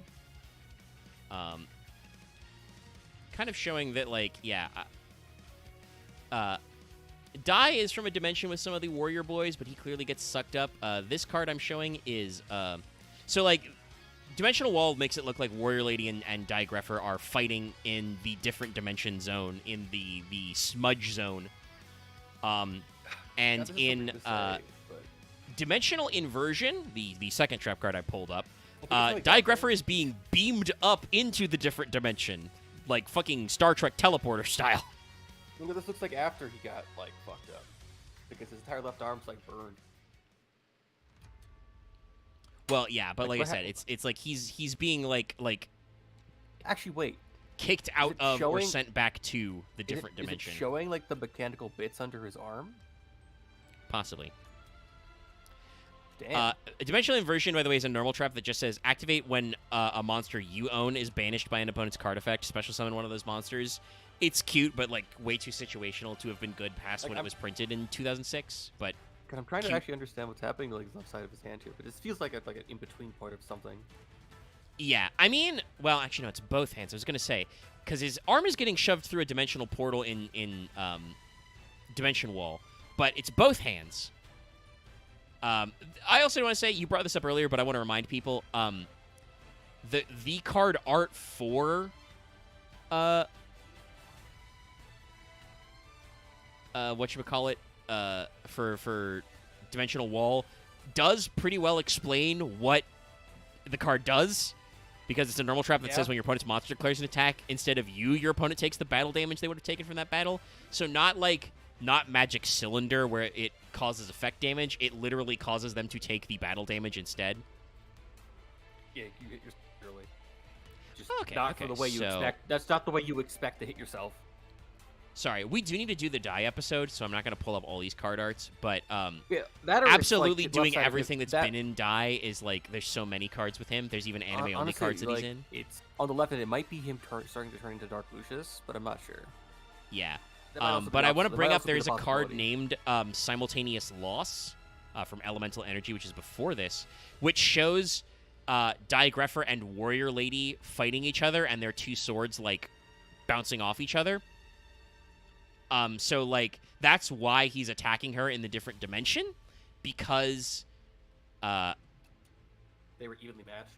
yeah, because, like, she and him fought in the same, like, dimension normally. Pre-dimension shit. Because we get to see in a card art that I think might be next. No, it's a couple card arts from now. But when we talk about Karma Cut, that shows Dee, like, the Warrior Lady being different dimensioned. But first we have actually a card which is interesting. Because this is, and one of the few cards that actually... Sorry, we're not copying correctly. Hold on. But it's one of the few cards that mentions the Dark Dimension by name. This is Escape from the Dark Dimension. Yami Jigen no Kaiho. Literally, Dark Dimension's release. So, there is a Yami Jigen, a Dark Dimension. It is not the same as Ijigen, the different dimension. But this shows DD Survivor coming out of a dark-looking swirly portal, but it looks like he's ending up in the fucked up future city from Different Dimension Gate and Warrior Lady and stuff.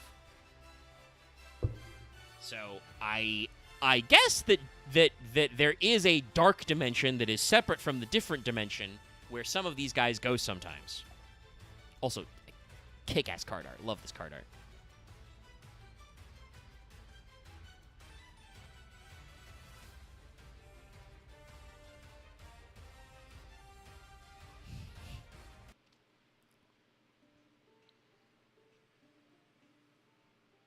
It's just a good image, honestly, and it's like I would fucking read like a DD manga just about like the story of like DD Lady, and I feel like she's now cursed to be a dimensional anomaly of sorts, because it feels like she's just stuck where she causes herself to warp the reality all the time when she interacts with other people.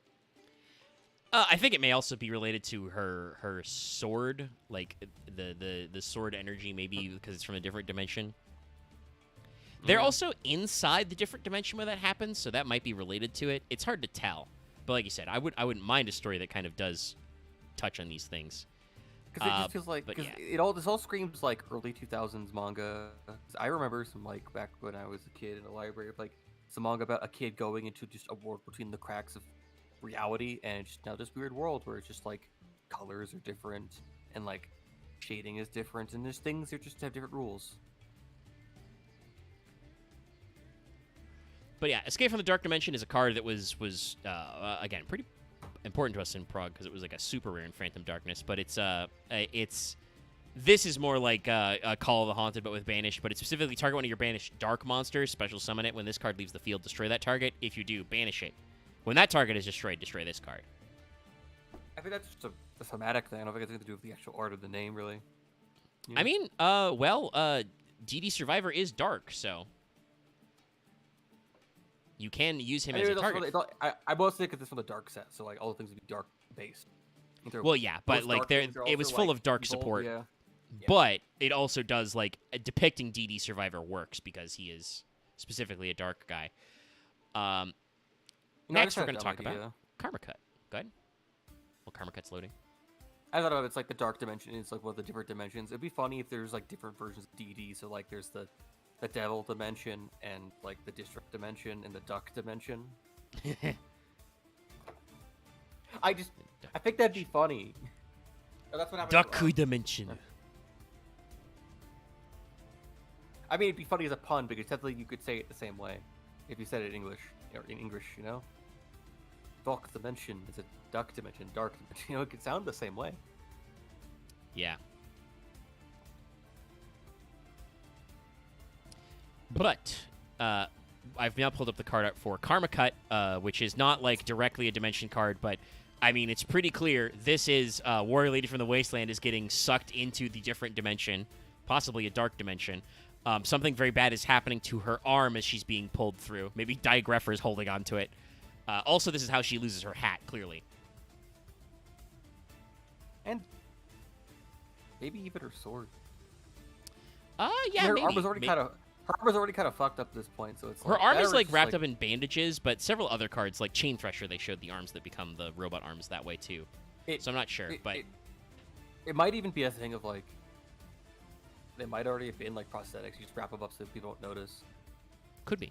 We don't know actually, because there's like a lot. Again, it's this thing of like. I guess to me, it's just this thing of there's more here, but we're never gonna know. Not right now, anyway. Like, you never... With Yu-Gi-Oh!, you do never know when they will just decide to be like, oh, hey, let's release another couple of cards that like, reference that. Like I said, they did Dark Dimension Soldier in, like, 23, 24? They did, also, like, the Rookie Warrior Lady in, like, 22? I don't know. I remember that town he's in. Is the town from, like, Scrub Raid or something? Oops. No, sorry, it's how did I get here? How did I get here? Yeah, let me see. Trivia. Oh, no, it's not from that, but it shows two Mayakashis in it. It's got the wheeled Mayakashi and the Yuki Musume. So that's Dai gets thrown into the Mayakashi Shiranui dimension. Oh, no. Actually, wait, no. That guy is around in other arts for other things, too, so because he's just always... He's based off also actually like the standard idea of the rickshaw guy. I mean, it's true, yeah. But they did explicitly include Yuki Musume, I think, to like make it funnier. I know, but because he's based off the other rickshaw characters who've been in backgrounds before, I think. Well, yeah, because it's his day job. But like I said, How Did I Get Here also includes a separate, who's thematically linked. But it's cute. Anyway, Karma Cut. This is another card that was super mega in demand for our Prog series because it was a fucking rare removal in Shadow of Infinity. But a card that's been reprinted several times, including getting a QCR in this year. Karma Cut is a normal trap that says, discard a card, target a face of monster opponent controls, banish it, banish all cards from the same name with that monster in your opponent's graveyard. Get him out of here. Crazy good form of removal. I mean, it basically means, like, you are being cut out of reality and all your alternative selves. Yeah, it is the Karma Cut. Also, I like a thing Zed said in the chat of different dimension Greffer.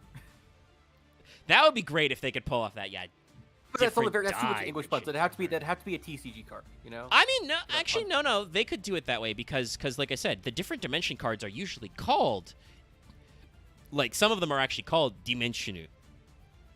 So you could do, I don't know if they would necessarily get the dimensional and dimensional, but that's close enough. You could make that pun work.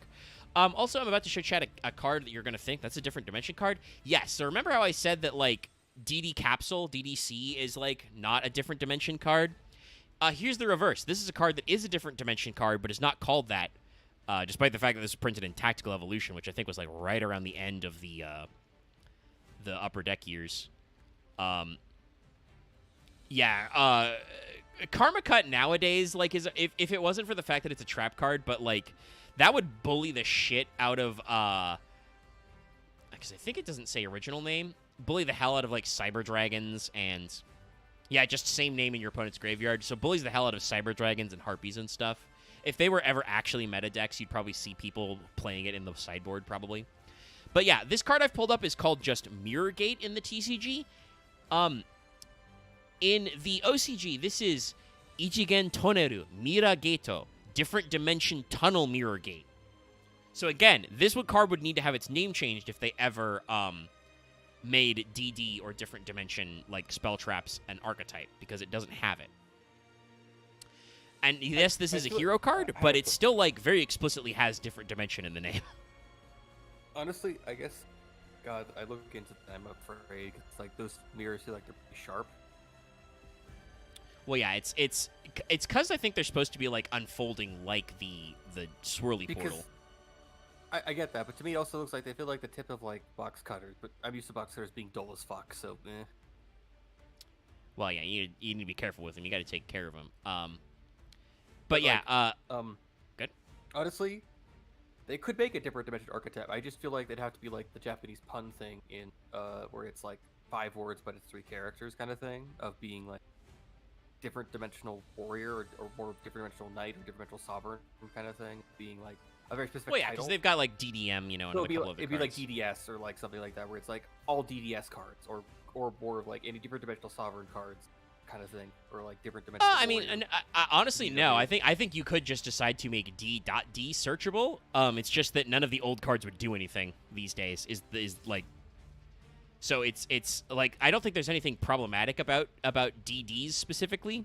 I think it'd be cool because I feel like, honestly, if you're actually into Yu-Gi-Oh as an actual concept or as like an actual commodity or as a commodity, I feel like to people like that, DD Warrior Lady. I mean, she's a classic, right? Like I just mentioned, she's got a QCR are more so the mascots of Yu-Gi-Oh and Gagagiyo and like. The captain I mean, are more calling the them mascots of Yu-Gi-Oh than actually like Karibo or like Yami shit. I mean, that's not true though. Like that's not actually true. Like the this is the thing that Yu-Gi-Oh struggled with. But I think even if you're like a new player who didn't play the anime, Blue Eyes White Dragon, Dark Magician, etc. are so all over the branding that those are the cards you associate them with Yu-Gi-Oh anyway. That's fair. I like anime characters are. I just don't get anything out of them. All over the thing, like they're all over the card art. I guess to me it's more of like, I guess how I'm trying. I mean, I feel like those other characters who are like actually like the special part, especially it's actually part of Yu-Gi-Oh's core, and not actually the other things. Just feel like these are just kind of pushed out to sell. Different to me. Well, I mean, they are. Well, Dai is anyway. Like I said before, DD Warrior Lady is actually like well, first of all, she may have actually been in the anime. Dimension Warrior was, but like DD Warrior Lady was like iconic back in the day. There's a reason why she's well remembered, and I think she keeps showing up in card arts is because like as the best version of her own effect, she's out there. Dai just brings up because they decided to do some funny card arts with him, and he's a funny guy. I think they just keep going. He's like the joking. He's like the Spider-Man of Yu-Gi-Oh. He's just a part of the sphere of Yu-Gi-Oh, even though most people don't care.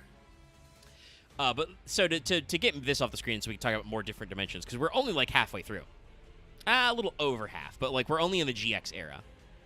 And by the way, it's only a little over half because there were so many in the Master Duel, not Master Duel, Duel Monsters era. But Mirror Gate says when your opponent monster declares an attack with while targeting a face-up elemental hero, switch control of the attacking monster that targeted, then do battle, then calculate damage. Control of both monsters switches back during the end phase. So like this is a card Jaden used for ungodly Konami reasons. They decided to make it elemental hero exclusive, despite the fact that it's a different dimension card. So like what this card should probably read is just when your opponent's monster declares an attack, targeting a face-up monster you control, switch control, go to damage calc. But because Jaden used it in the anime, they decided to print it as an E-Hero card because, I don't know, they were worried about a battle trick creature swap. But since it's not a hero card, it's infinitely unsearchable. But let's talk about the cards cropping up in the 5Ds era. This is, again, when we got a little bit of weird naming. So this card is DD Destroyer. Literally called DD Destroyer. Now, chat, when you see this card art, we're going to play a little game. What type is this card? We get to play our favorite game. I'm waiting for the latency to finish up. Yeah. You'll get to play too. I'll say while the latency's loading and we're waiting for chat to double back to me, it does have the different dimension swirly in the background. But yes, this card is just called DD Destroyer. It's like a fiend or it's a beast warrior, honestly. All right, Axe says fiend or maybe beast warrior. He's a little animal-y. It could be beast warrior. I don't think beast, but like it could be beast. And I would be surprised. Right. Also, my monitor's like 5 stops away, so I'm gonna probably leave in 12 minutes to go pick that up. That's fair. I mean, you want it. I also great delivery time. Might actually be better than my old monitor. All right, we've got a beast warrior in chat. Anybody else?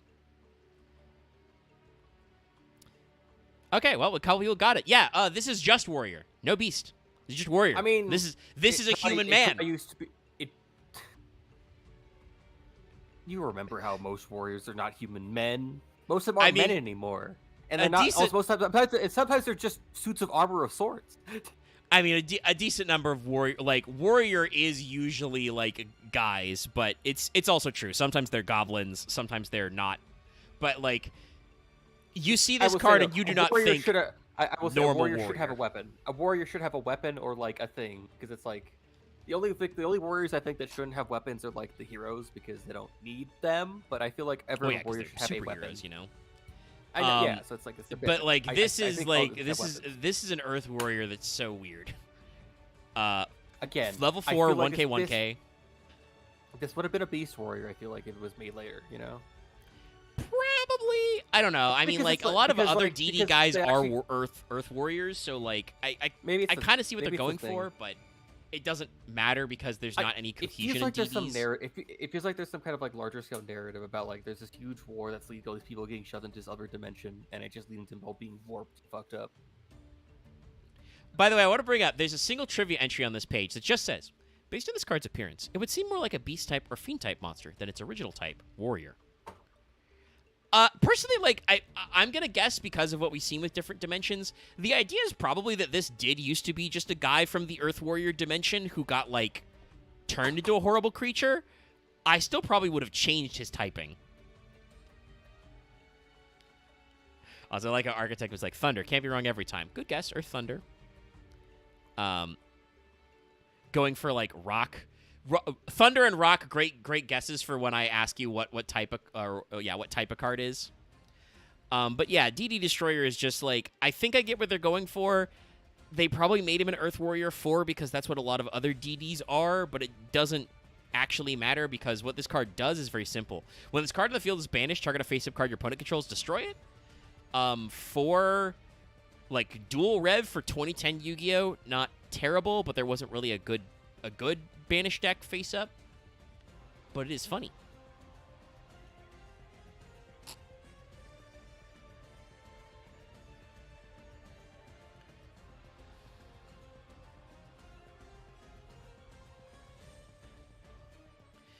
Our next one is DD Sprite.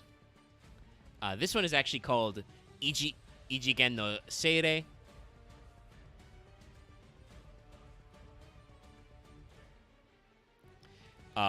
This is a light fairy. That's pretty easy. It is actually a fairy of a different dimension. Other than that, this is just like, yeah. I mean, this card just looks like a,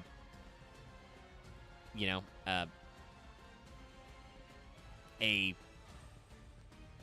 card. What gets used to represent like a generic level, level 1 fairy tuner, which is what it is. It's a synchro. Well, yeah. So I kind of figured that's what happens. Ed, I wasn't sure. Like I guessed that it would probably should have been generic.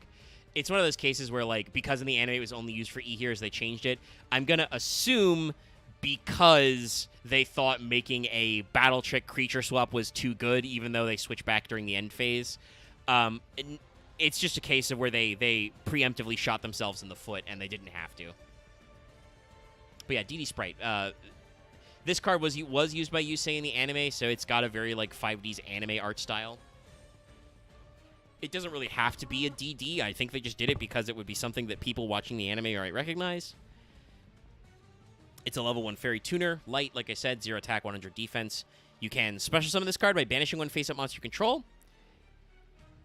If special summon this way, during your next standby phase, return the banished monster to the field. So this is a level 1 tuner that special summons itself by banishing a monster that you get back. Not terrible, actually. Honestly, kind of surprised I haven't seen more of this card because it is a level 1 like light fairy tuner. But I guess we got way better tuners than just, banishing those guys. By the way, different dimension monsters in the 5D's era are just weird. Case in point, this next guy. Synchro stuff just mean. I mean, they're obviously trying to like translate the art style, but like none of these cards really play along with that. Case in point here, DD Telepon, or Telepon DD. Again, not an Ichigen.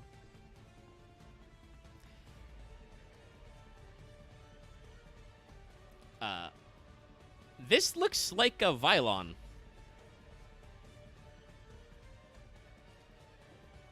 I think that he's a Vylon.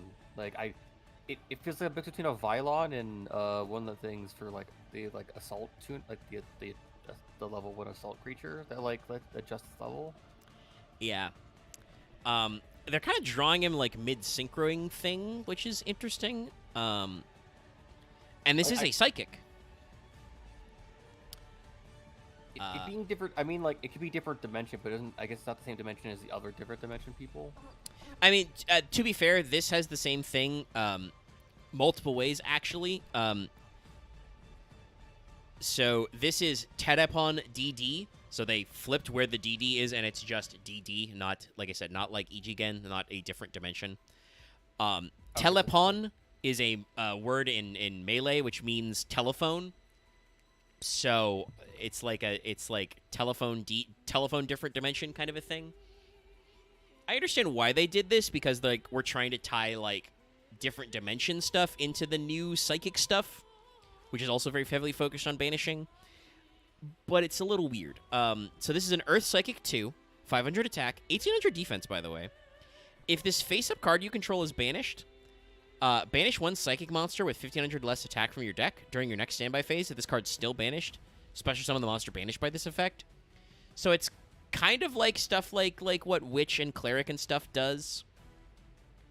The appearances tab is redded out, so as far as I know, this card wasn't ever in the anime, but it could have been, and just the wiki hasn't caught up to it. But like like I said, DD Telepon is kind of related to the stuff they do with like, Serene Psychic Witch, Psychic Cleric, Psychic Wizard type stuff. I don't know why they decided to put DD in it. Much like I don't know why they decided to put DD in our next one, which is actually, again, an Ichigen. Though it was actually, like, again, used in the anime. So what I'm actually, honestly, what I'm getting out of this is that, like, they used different dimension cards in the anime a couple of times, like I said, to, like, try and reinforce continuity. And they didn't really have to. Because this is different dimension Unicorn Knight. Oh. DD phone home. Ichigen no Ikaku Senshi. Again, this feel. What is that weapon? But that's like a fucking weird GT. But this is a dude that combined with motorcycle. This is a motorcycle. This is a bird that's half horse, half motorcycle. Well, so this card was used by the guys who in the anime are called Team Unicorn. So it was used by a turbo dueling team who were unicorn Yeah, themed. it's got the same thing as Speed Warrior because this dude probably like sprinting next to the fucking dual runner. Yeah. So, like, it's, again, while it is called Ichigen, I don't know why, because it's not really directly different dimension related. But DD Unicorn Knight, also DD Warrior Knight, is a light warrior level 4, 1800 attack, 900 defense. Can't be normal summoned or set. Can be special summoned if your opponent controls a monster and you control a tuner, a face-up tuner. When this card is special summoned, this way, select one of your removed from play level 3 or lower non-tuners, special summon it. Its effects are negated. You can't normal or summon or set the turn you special summon this card. This card's awful. It's, like, very specific anime bullshit. And, like, the fact that it would technically be included in a DD and Ichigen archetype doesn't matter because nobody would play it. But really weird specific shit.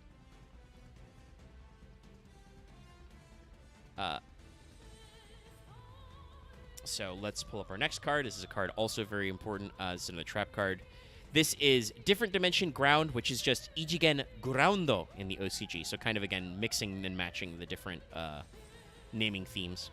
This is where we're starting to get a little more comical, I think. Because this depicts, chat, DD Warrior Lady defeating Dark Lucius level 4. Okay, yeah. So I think in Dimensional Inversion, I think it is like the start of him turning into Dark Lucius. Yeah. So like the pattern, because the flesh pattern kind of matches actually. Warrior Lady's Inner City. You know, you guys can comment whether or not she's got more cake or not. No, I feel like her shoes. I think she's just are like better. Yeah, like her. This is her. This is the same like card art, like the same character design that original DD Warrior Lady had, but we had like 5 years of like different techniques. Like yeah, it's a little cleaner. It feels like it because I guess I put it now is it feels like it's like a different kind of bodysuit because now it feels like it's more of like a onesie that goes up to the thing and it's like shorts instead of like a bodysuit now.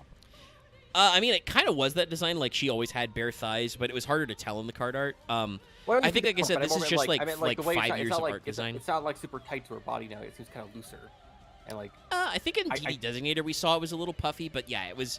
It's drawn a little differently. It's basically, chat. What I'm saying is it's about 5 years apart. This is the difference between a JoJo part, like in terms of character design evolve. It's still the same characters. But now where the artist is drawing them slightly differently, it's like the difference between like part 3 and part 4. Josuke, not Josuke, Jotaro. Saying the wrong Joes. How long have we been here actually? I was about to say, have we been here like 2 hours, 3 hours? 2 hours. 2.5. 2.5. Lots to go. But Different Dimension Ground is a normal trap that just says this turn any monster sent to the graveyard is banished instead. It's a trap version of like D-shifter, etc.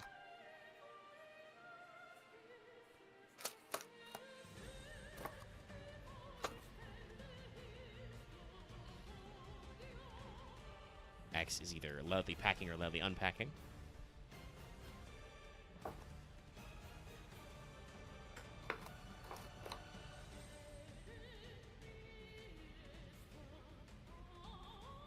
Throwing his gun away.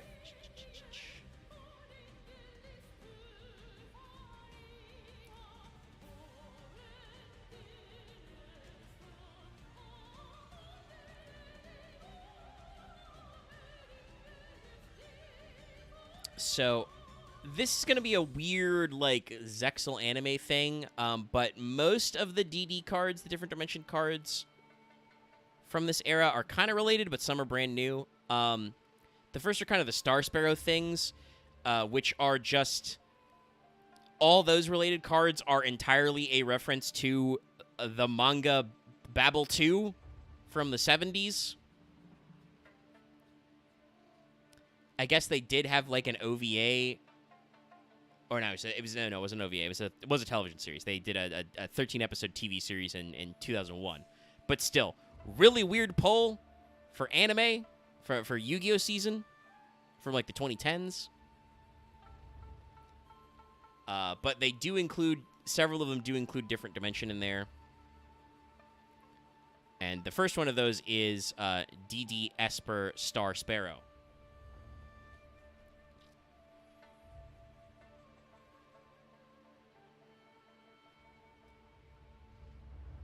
Who definitely looks like they crawled out of a 1970s manga. Yes, the Sparrow Brothers are based off a manga called Babel 2. Which, like I said, apparently did have enough staying power to, the original manga was from the 70s, but they had, like, an OVA in the 90s, and they had a 13-episode series in, like, 2001, so, like, there was some memory. But this is I don't know why we decided to make them different dimensions as well. Is it because they were crossovers? I don't know.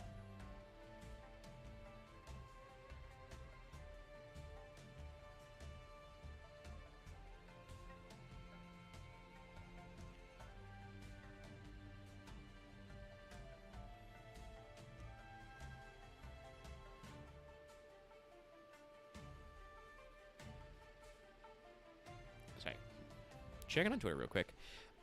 Maybe it's because it is a warrior. I don't know. But DDS per Star Sparrow, I remember because I think we've mentioned some stuff before. But like, because some of them were galaxy related. Some of the Star Sparrow stuff is part of a whole thing in Zexal that I don't really want to reiterate because we've been here for 2.5 hours and we have. I mean, yeah, so many fucking names to go over still. I watched that part of Zexal. It's a Star Sparrow is literally meant to be it's a TV show. It's basically it's the character a kid plays, and it's why like Galaxy Queen's a thing because it's literally based off his mom, but also his character's fictional mom. And yeah, I mentioned earlier that these cards are also their designs are based off a manga called Babel 2. I just want to be like, who the fuck in the year like 2013 or whatever in the Yu-Gi-Oh team had a boner for Babel 2, a series that was last adapted in the year 2001. Don't get it. Anyway, I mean, I'll be real with you, Omega. Yeah, there is a thing of some directors' stuff just carries over, so it might be something they just worked on when they were young, and kind of how that goes. Because I think if like Symphogear were like one of the main like animation directors, that was a guy who worked on 5Ds, so it's like why the characters literally has the same punching styles as Junk Warrior. Well, yeah, you do reuse some stuff, but still, it's just really weird, especially because, like I said, it's based off a manga from the 70s. Anyway. Star Sparrow is a level 10 light warrior, 3,000 attack, 1,500 defense. There can only be one Esper Star Sparrow on the field. This got Junior Journey at one point. Your opponent can target other monsters you control with effects or attacks. When opponent's monster declares a direct attack with this card's in your graveyard, special summon this from your graveyard in defense position. If summoned this way, banish it when it leaves your field. Other than that last effect, this has absolutely nothing to do with Different Dimension. I don't know why the fuck they called it a Different Dimension card. But yeah, it's a 10.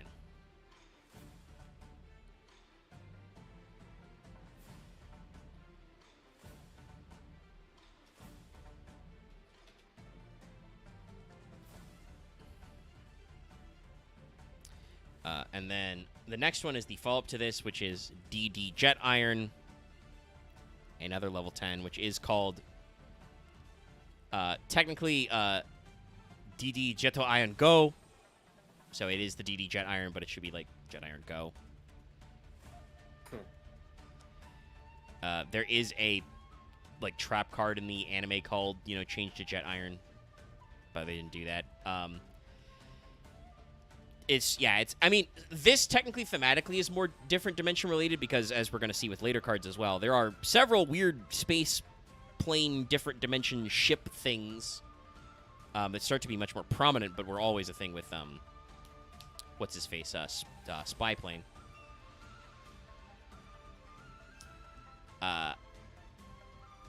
So, like, it makes some sense, but also still a little weird.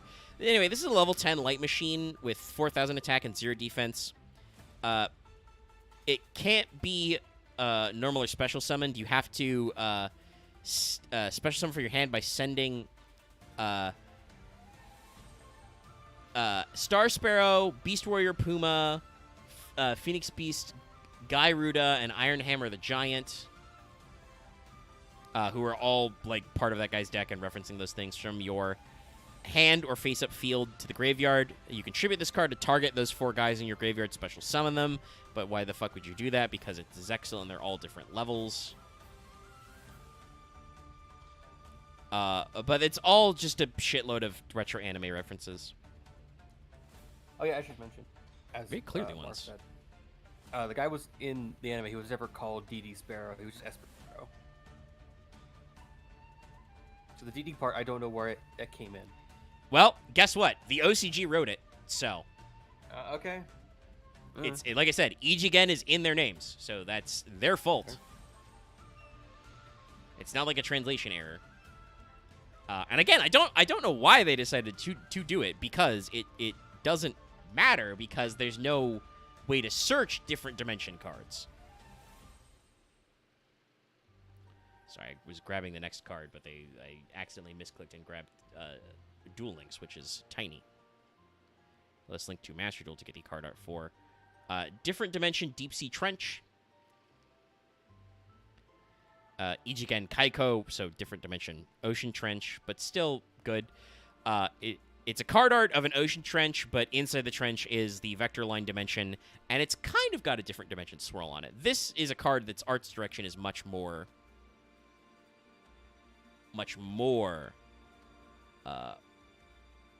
like to our normal different dimensions.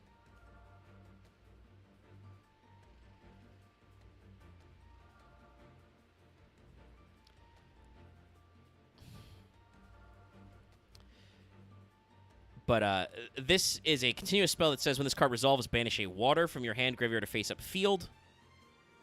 When this card is destroyed, special summon the banished monster to your side of the field. A card that I think was teched into Goti a little bit. Obviously, like, in reality, way too slow to set up those combos, but, like, did give you a way to banish your own waters, and then summon them back. Has actually, like, seen some play in some weird, like, niche shit. But is kind of just a water banishing thing. Okay. Okay, no, yeah. So this is a relevant card art. I'll just let this one percolate and wait till people react. I'm pretty sure the Baryons are from a different dimension, but I don't know if it's ever referred to as, like, with the same lay. If in the show's, like, original, like, script it is called, they are, like, called from being from, like, Ichigen from, like, a different dimension. That might make sense.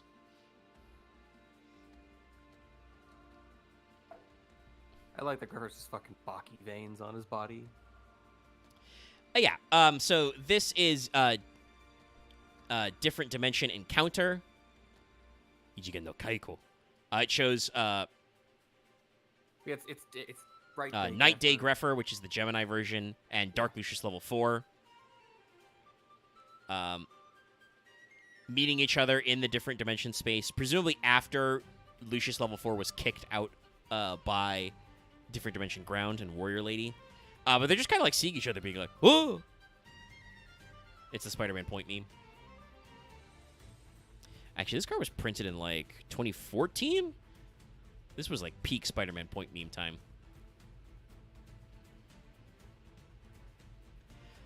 But yeah, this is just a really funny, weird, you know, banish card. If both players have at least one banished monster that can be special summoned, each player special summons one of their banished monsters in face-down defense.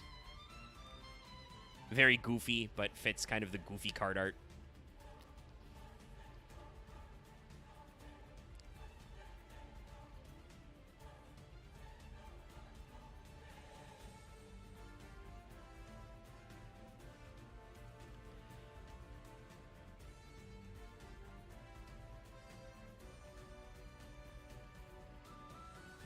But for our next one, we got another weird one. But this is actually like I said, is an Ichigen.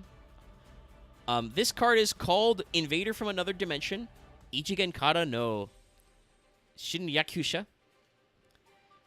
Now, when you see this card, chat, when you see it pull up everything and everything gets all synced up, you're going to realize that this is just a recolor of Basic Insect. It's just Basic Insect, but blue and mirrored. But guess what, chat? This isn't an insect. It's, like, clearly the same card art mirrored. This is a Dark Fiend. This is a demon! Yeah. Also, it's funny. So this was a vanilla card that was like not printed in English for a long time. They did actually print it in Astral Pack 7, like so like they remembered to bring it up.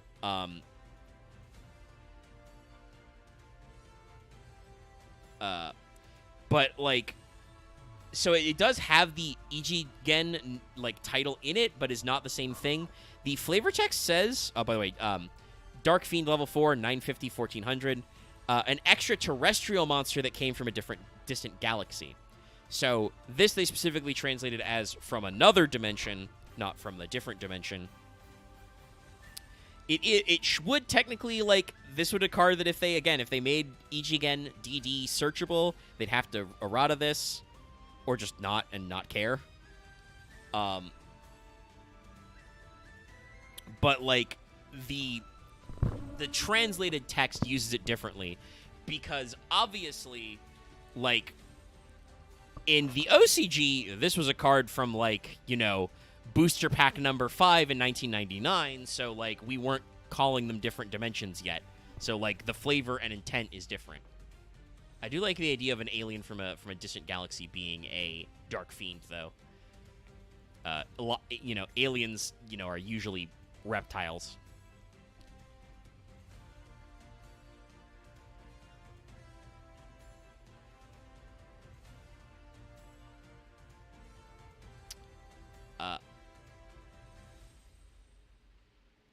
So our next one is another one that's very odd. So this is Sargasso, the DD Battlefield. Ijen no Kosenju Sargasso. Different dimension, ancient battlefield, Sargasso. So I don't know if this was like a... Okay. So it was actually used as a card in the anime.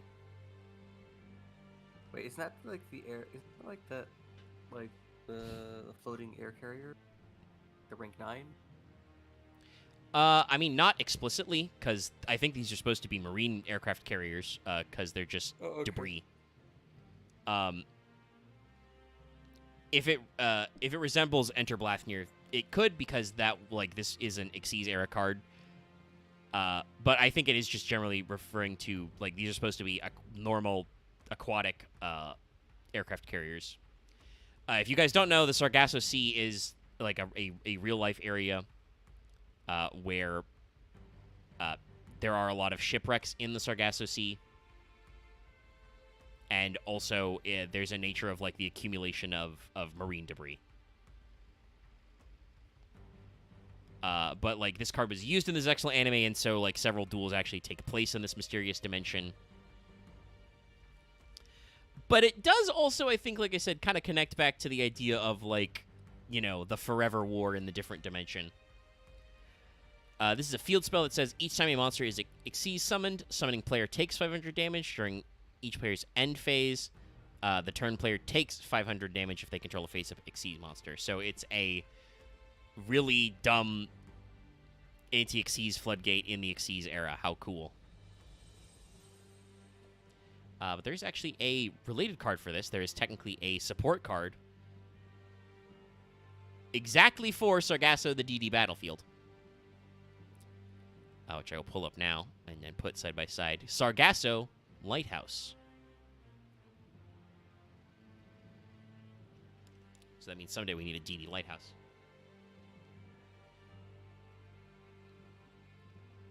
So, like, obviously, I think this is, like, an anime wombo combo. Sargasso Lighthouse is a quick play that says, when a spell effect would inflict damage to you is activated, you take no damage from that effect. While this card's in your graveyard, you take no damage from Sargasso DD Battlefield. When this set card is sent to graveyard, add Sargasso DD Battlefield from your deck to your hand.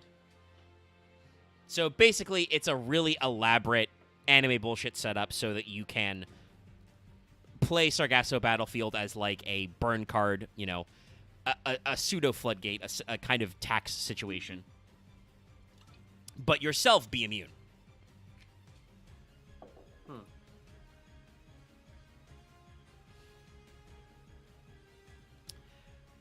So, a very interesting vibe. But the DDs don't really get a lot of action during the Pendulum era. Um, despite the fact that Arc 5 being about different dimensions, I think that the way their system worked of just having explicitly dimensions, and the dimension dragons and stuff tied to specific things, they didn't really fuck with the DD, which I think is fair. But in the Link era, we did get some new DD cards. The first of which is kind of a revamp to our old boy Spy Plane, DD Patrol Plane.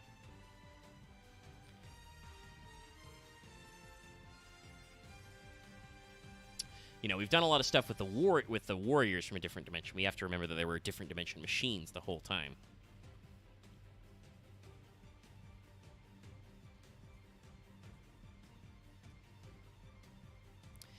But Chad, if you'll recall, it was probably over an hour ago, but DD Spy Plane had kind of a cracked back. I think that's because the ball from Spy Plane is supposed to slot into Patrol Plane. Yeah, I think it broke. Yeah, and it's got like a big AWACS like radar dome. It's on the bottom, not the top, which is not what you're supposed to do with radomes, but that's okay. It looks pretty cool. Like, it's a very simple design for like a weird space plane. Like a fucking mid-boss in a Gradius level or something. But, he's existing. He's cool. Level 3 Dark Machine, 1200 attack, 800 defense. During your end phase, if the card's currently banished and banished this turn, banish a card from your hand, field, or graveyard. Special summon this card in attack position. You can use this effect once per turn. It's literally Spy Plane, but worse. But if you were playing a banishing type deck, or Scout Plane, but worse, Spy Plane comes later. If you were playing a banished deck, Patrol Plane would let you set that up by banishing cards to summon it back. Oh, actually, no, I'm wrong. There isn't a card called Spy Plane.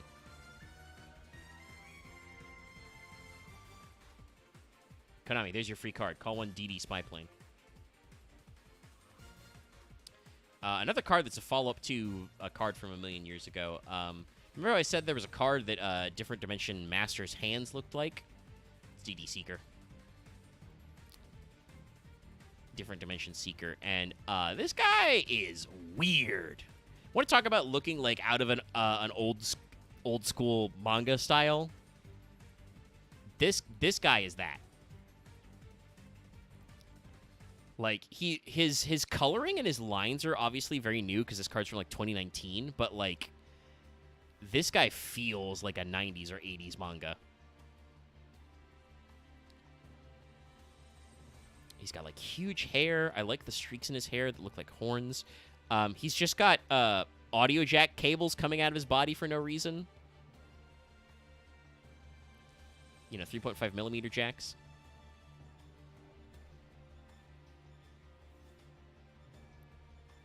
It just does feel like a modern version of like an 80s character, but like in a cool way. Yeah. The interesting thing is that... Hold on, let me double check DDM. I'm pretty sure he wasn't a psychic, though, because he was... No, not DDM. DD Guide, sorry. DD Guide was a Dark Warrior. Interesting. Because DD Seeker is a Dark Psychic. He also has an interesting thing where half of him is like bluish-green lines, and the other's red. Don't know what's going on there exactly. But DD Seeker is a Dark Psychic level 3, 1500 attack, 800 defense. Quick effect, target a monster you control banished until the end phase of the next turn. You can use this effective DD Seeker once per turn. Just a normal guy, a common card from, the late Link era.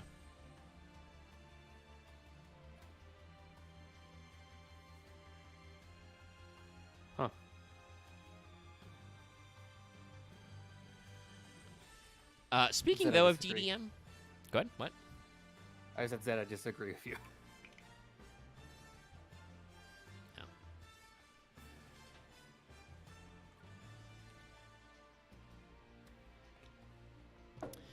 The hairstyle is kind of Kingdom Hearts. Definitely the outfit and the structural vibes are not that much. Anyway, I'm gonna jump scare you, chat. Don't be alarmed. Don't be worried. This card is limited everywhere. That's why we're only showing one on the screen. It's Dimension Shifter. So, despite not being called different dimension, blah, blah, blah, and actually, once again, the OCG calls this one Dimension Attracta.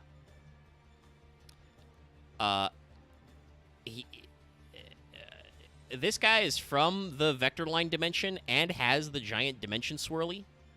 Is probably even summoning it with his hand. But I included this one not just because obviously Dimensional Shifter seems banish related to the different dimension, but also aesthetically, this card's very similar to DDM, Different Dimension Master I mentioned earlier. It's not exactly the same because the thing with the belts is like a different thing they're connected to, but the robe and the belts are very similar to DDM.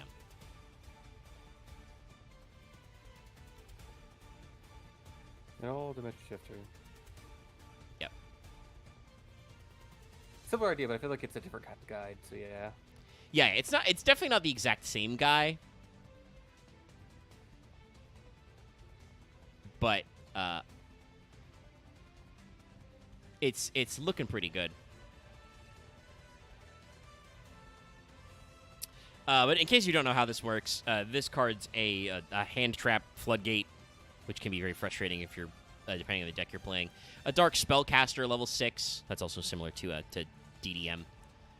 DDM, though, is a level 5 spellcaster, though. So funny. 1200 attack, 2200 defense. You have no cards in your graveyard. Quick effect, send this card from your hand to graveyard until the end of the next turn. Any card sent to the graveyard is banished instead. So it's a hand trap of Macrocosmos, which is really annoying. I think there's a good reason for this card to be limited. And honestly, some people are probably not wrong to desire a ban instead. I do get, obviously, if you are playing, banish-heavy decks, this is no problem to you at all. Or even otherwise, cards that don't care about being banished. Though, I do want to fight people. I played Full Power Tenpai in Master Duel and tried to run Shifter when it was at 2. You can kind of ignore your graveyard, but it's a lot easier to OTK if you can access your graveyard. And obviously, some people will be like, oh, get Grib. And I'm like, okay, but sometimes the lines just don't work. And so if your opponent doesn't just give up when you activate Shifter, you have to play under Shifter as well, and it's not perfect. But there are many decks which absolutely do not care about their monsters being banished that Shifter was always a positive in, and will continue to only be more, obviously, as Malice exists. Personally, I'm of the opinion, and I'm kind of surprised Konami didn't do it, that Artifact Lancia probably also needs to be either limited or banned, just because it's the inverse of this. It's just a discard this card to make it so no card can be banished. And it's just like one of those things of like, well, that's also like really annoying that you can just shotgun it.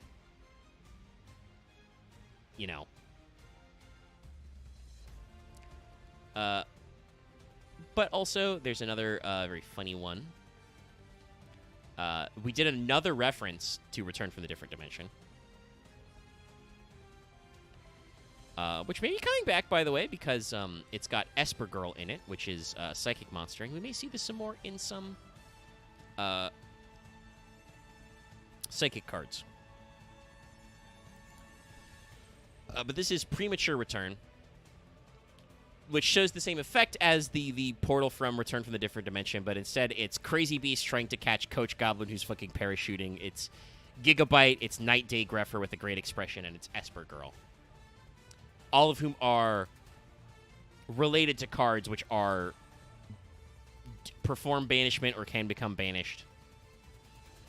It's a normal trap that just says banish a card, target one of your banished monsters, special summon it. We really should just do Die next week. Maybe not next week, but I can throw it on the poll list and see if it wins. I'm not exactly sure what we're doing next week, but I'll figure it out. I'll ask the guys if they want to do a cube or something. Chat, by the way, if you're curious what happened to Loth, don't know, but I have a pretty good guess.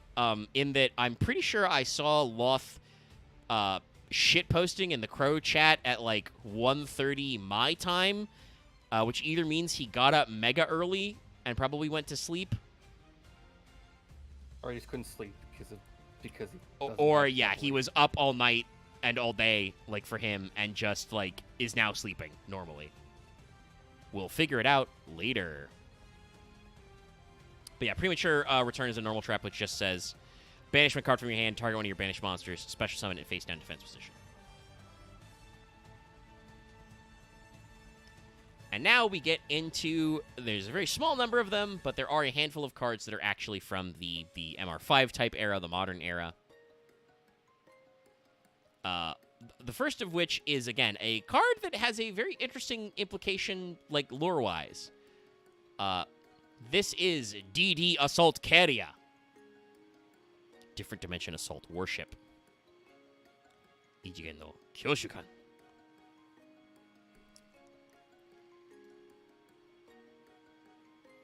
This is a card from 2021, by the way. So this is pretty new, but not perfectly new, but you've probably never seen it. I feel like this card is, like, probably designed around, like, Orcust, because it's a dark machine. But Orcust wasn't, like, let up enough off the list for it to actually matter.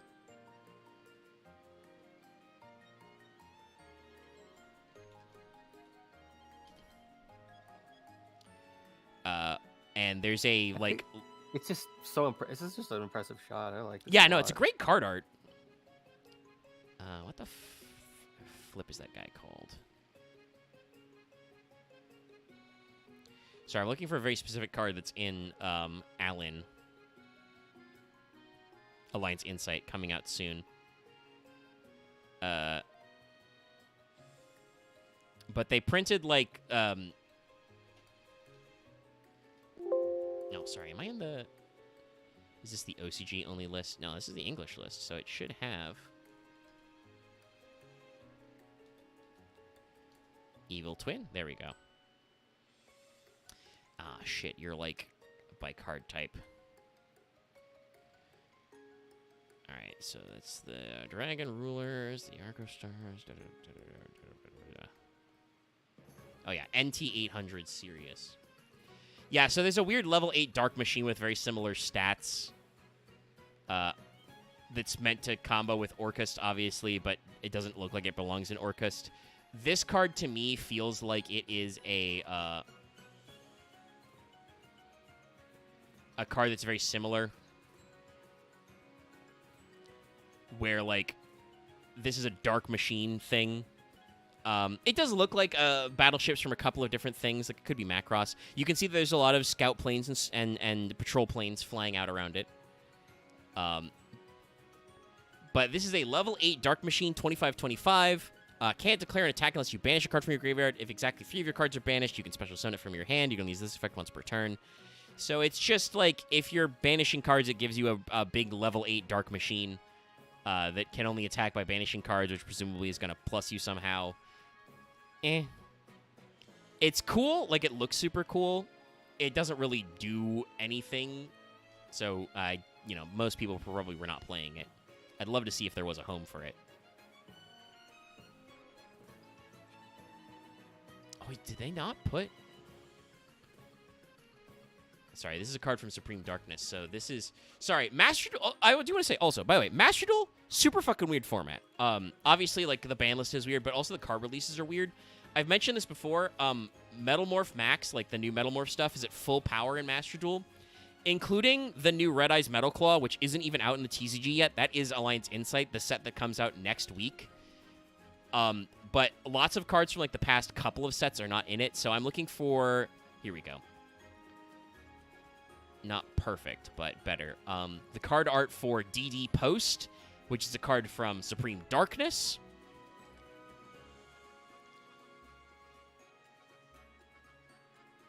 But is not in Master Duel, so I had to find a different one. Also, by the way, I forgot to mention this earlier, but I'll mention it again because we're at 3 hours and we're almost done. And Axe was correct about finishing our conversation for earlier. I've been here for like 3 hours. I'm, you know, getting hungry and thirsty from doing this without taking any breaks. I wish... I'm talking so fucking much. Okay, this is hilarious. Yeah, this is a great card art, though. I love DD Post. He's just thinking about how dreamy Warrior Lady is. Could send her a love letter. Like, what is this? It's just like... I mean, it's regular Digreffer, so... It's before, I guess, before inversion, but it's like... He hasn't I mean, I think it's become... just to make it. I think it's just to making fun of it, I guess. But like, Yeah, God, yeah. his legs are so like thick in a weird way. Yeah. And this is just called Different Dimension Post. But I should remember to mention Curry Bandits, Jaxel's Everything You Need to Know About Alliance Insight just came out today. You should go check it out. I don't need to plug creators who are bigger than I am, but I will anyway. I guess the thing I should be is, like, ask you guys if you go to that video and like it to, like, say that Studio Mega sent you in the comments, but that also feels really weird. Though I did see it, like, 3 hours old. There were several videos of, like, MBT sent me here, so I'm pretty sure MBT watched it on stream today. But you should check it out because it is a...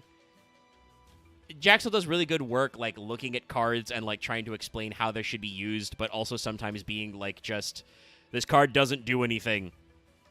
I talked about before, there was one insert where he was like, it's a fake combo, and then there was a text note of, like, by fake combo we mean, by the way, like, yes, the card does something, but this doesn't result in an end board or a situation where you actually gain any card advantage, so, great insight. He talked about, like, the NTA 800 Sirius and stuff and some other cards.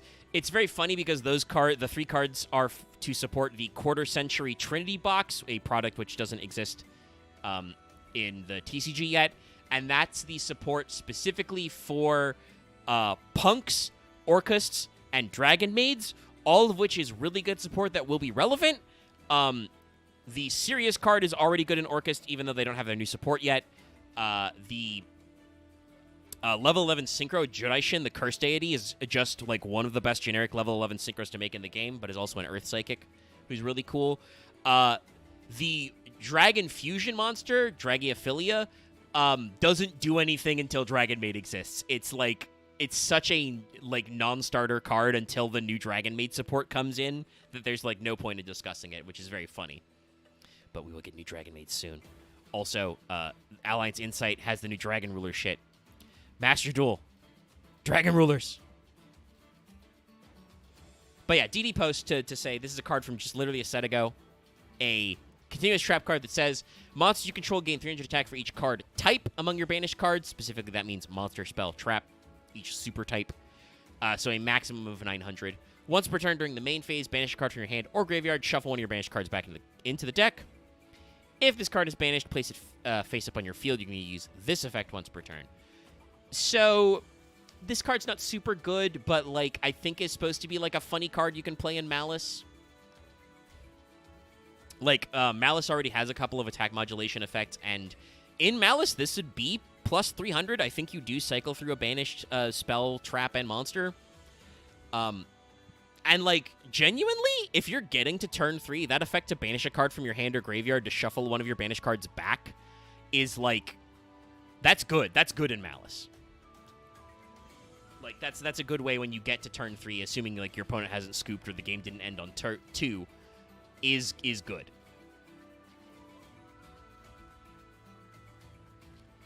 So, that's a cool time. Next we get, the only, DDD that is DDD. But that's because this is Different Dimension Derby. This card, I think, is super funny because it references the fact that there's so many Gaias. Like, there's soon going to be a Gaia for every attribute. I'm waiting for the delay to go through. It'll be a good card art. This doesn't have Gaia Streamy because he didn't exist at the time, and I don't even know if the Fire Gaia existed, but it's got I like there's just so many different guys, and most of these guys just exist as a thing, not for anything poignant. Yeah, but Gaia Dragon Thunder Charger is a Wind Xyz, Gaia Drake Universal Force is an Earth Fusion. They've also got the Synchro, Gaia Knight Force of Earth, and Gaia Saber Lightning Shadow, which is the Link. So this is Different Dimension Derby, but it's called DDD, so it also is kind of a triple D pun. This card isn't, like, directly related to the different dimensions. It's just very funny. This says, if you control a face-up monster that was ritual summoned using a normal monster or was fusion, synchro, Xyz, or link summoned using a normal monster as material, you can target a card on the field, banish it. It's way too slow as a normal trap. I mean, I guess you could set it when you make a monster with normals and then activate it on your opponent's turn, because it's just if you control a monster that does that. But it's kind of related to, like, Piercing the Darkness and other shit like that. It was in Dawn of Majesty. I just think it's very cute to have all these Gaias and talk about, you know, rituals, fusions, synchros, Xyz, or links, etc., using normal monster material. And then also, it shows a bunch of different Gaias, who many of them are non-effect monsters, and also the original Gaia was a vanilla, you know? It's fun. It's funny.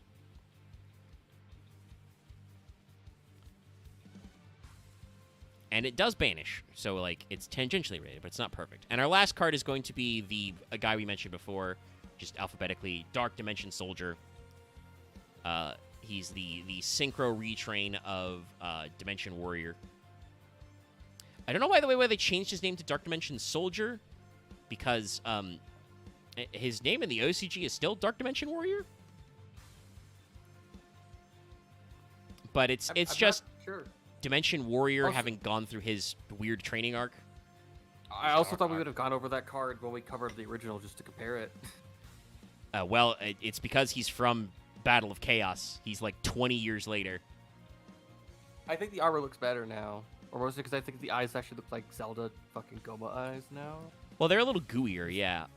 Also, just in general, like I said, there's like almost 20 years of difference between the two card arts.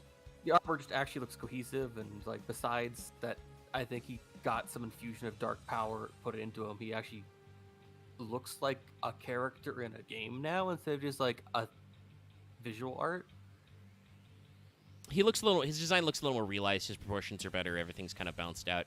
His hair's way spikier, which is funny. I think his eyebrows are just as angry. His sword's bigger now. But this is a pretty generic Dark Warrior synchro, level 5 synchro, 1200 attack, 2400 defense.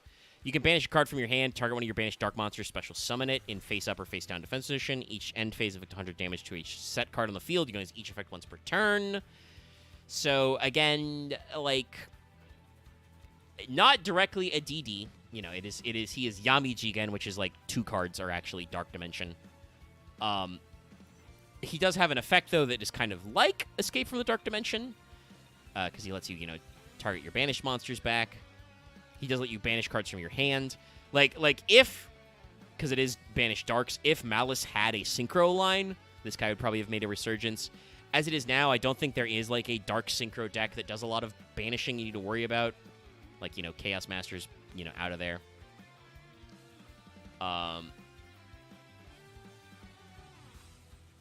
That is a good point, yeah. DDD Headhunt, which is a card I think we mentioned before, does have Dimension Warrior, and he's bowing to Yami Makai. So I guess he does, like... The Triple D guys do import some warriors from different dimensions. You know, they hired some mercenaries and stuff, so...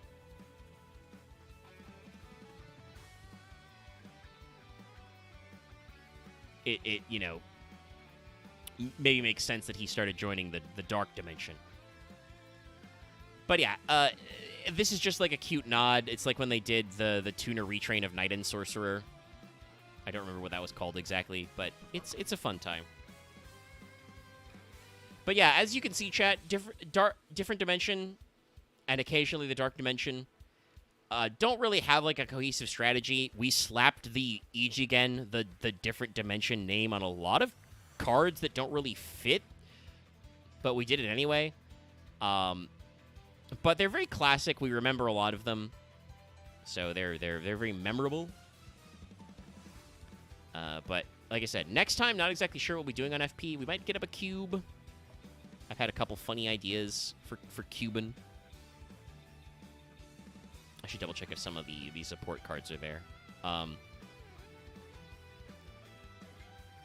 Like, I have a very funny idea I'd like to mention before. One of the cube ideas I have is called World Premiere. It's a singleton cube, because I had to, because it never would fit multiple copies, but it's just one copy of every card that was a World Premiere TCG exclusive archetype, plus all the TCG exclusive generic cards I could find. So it's got, like, BA and Cosmo in it, but it's also got, you know, newer shit like Mitsurugi, Ashland, etc., etc. So like, it's an interesting list. Like I said, I'll see what the guys want to do. We had kind of a slim line, but that'll be it for Fail Portrayal. We'll be back tomorrow for more Final Fantasy XIV. Don't know why I couldn't remember that one. We'll probably still be doing Cosmic Exploration stuff, but I don't know whether or not we'll also run raids in them. I probably need to get in the habit of not doing all 4 of the Cruiserweight raids back-to-back, because especially when we do M7, but you know what I mean. The 3rd raid, that's, like, starts to make my bones hurt. Makes my repetitive stress injuries act up. What? It makes my hands hurt, Axe. It makes my hands and wrist bones hurt. Pressing all the buttons. Okay. Literally, I have not stopped having... It's slightly different, but, like, my hands have been stressed out for months, and it's exactly the raid's fault. Because every time I do it, I should send a message directly to Yoshi P, asking him to compensate for future medical bills. Easy in bills. your hands? Yeah, not to do Cruiserweight. They're ergonomic. They're not that ergonomic. I know, actually, last time we did do it, Lucky talked about also his hands hurt on keyboard. And usually he doesn't have that problem. Like, there's just so much clicking. I should speak to... Because I have to, like... I hold down Alt, Shift, for other inputs. Yeah. I mean, I have to hold my hands in very specific positions because I have to keep holding shoulder buttons so I can keep pressing hotbar commands.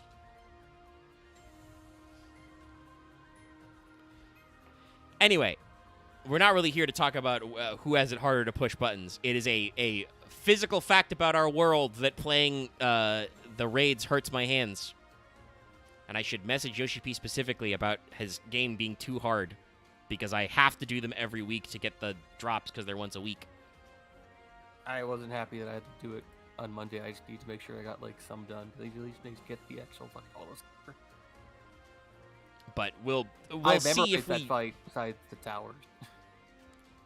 We'll see if we alternate, like, between Cosmic Exploration and other stuff. Because that's fun and they got a lot of stuff going on, so, you know, it's easy to lose a couple hours doing that. And if you haven't, go back and watch Monday's stream, which was Indiana Jones and the Fate of Atlantis. We'll be back with Slide 2 next Monday. Oh, sorry. Burped slightly. So I'm going to let you guys go now. Thanks. Like I said, don't forget to like, comment, and subscribe. Watch our other Fail Portrayal content. God knows there's so much of it. And I'll see you guys next week. Hopefully we can try, like I said, and run a cube and get a slightly bigger crew. All right, bye, guys. Good night. Bye.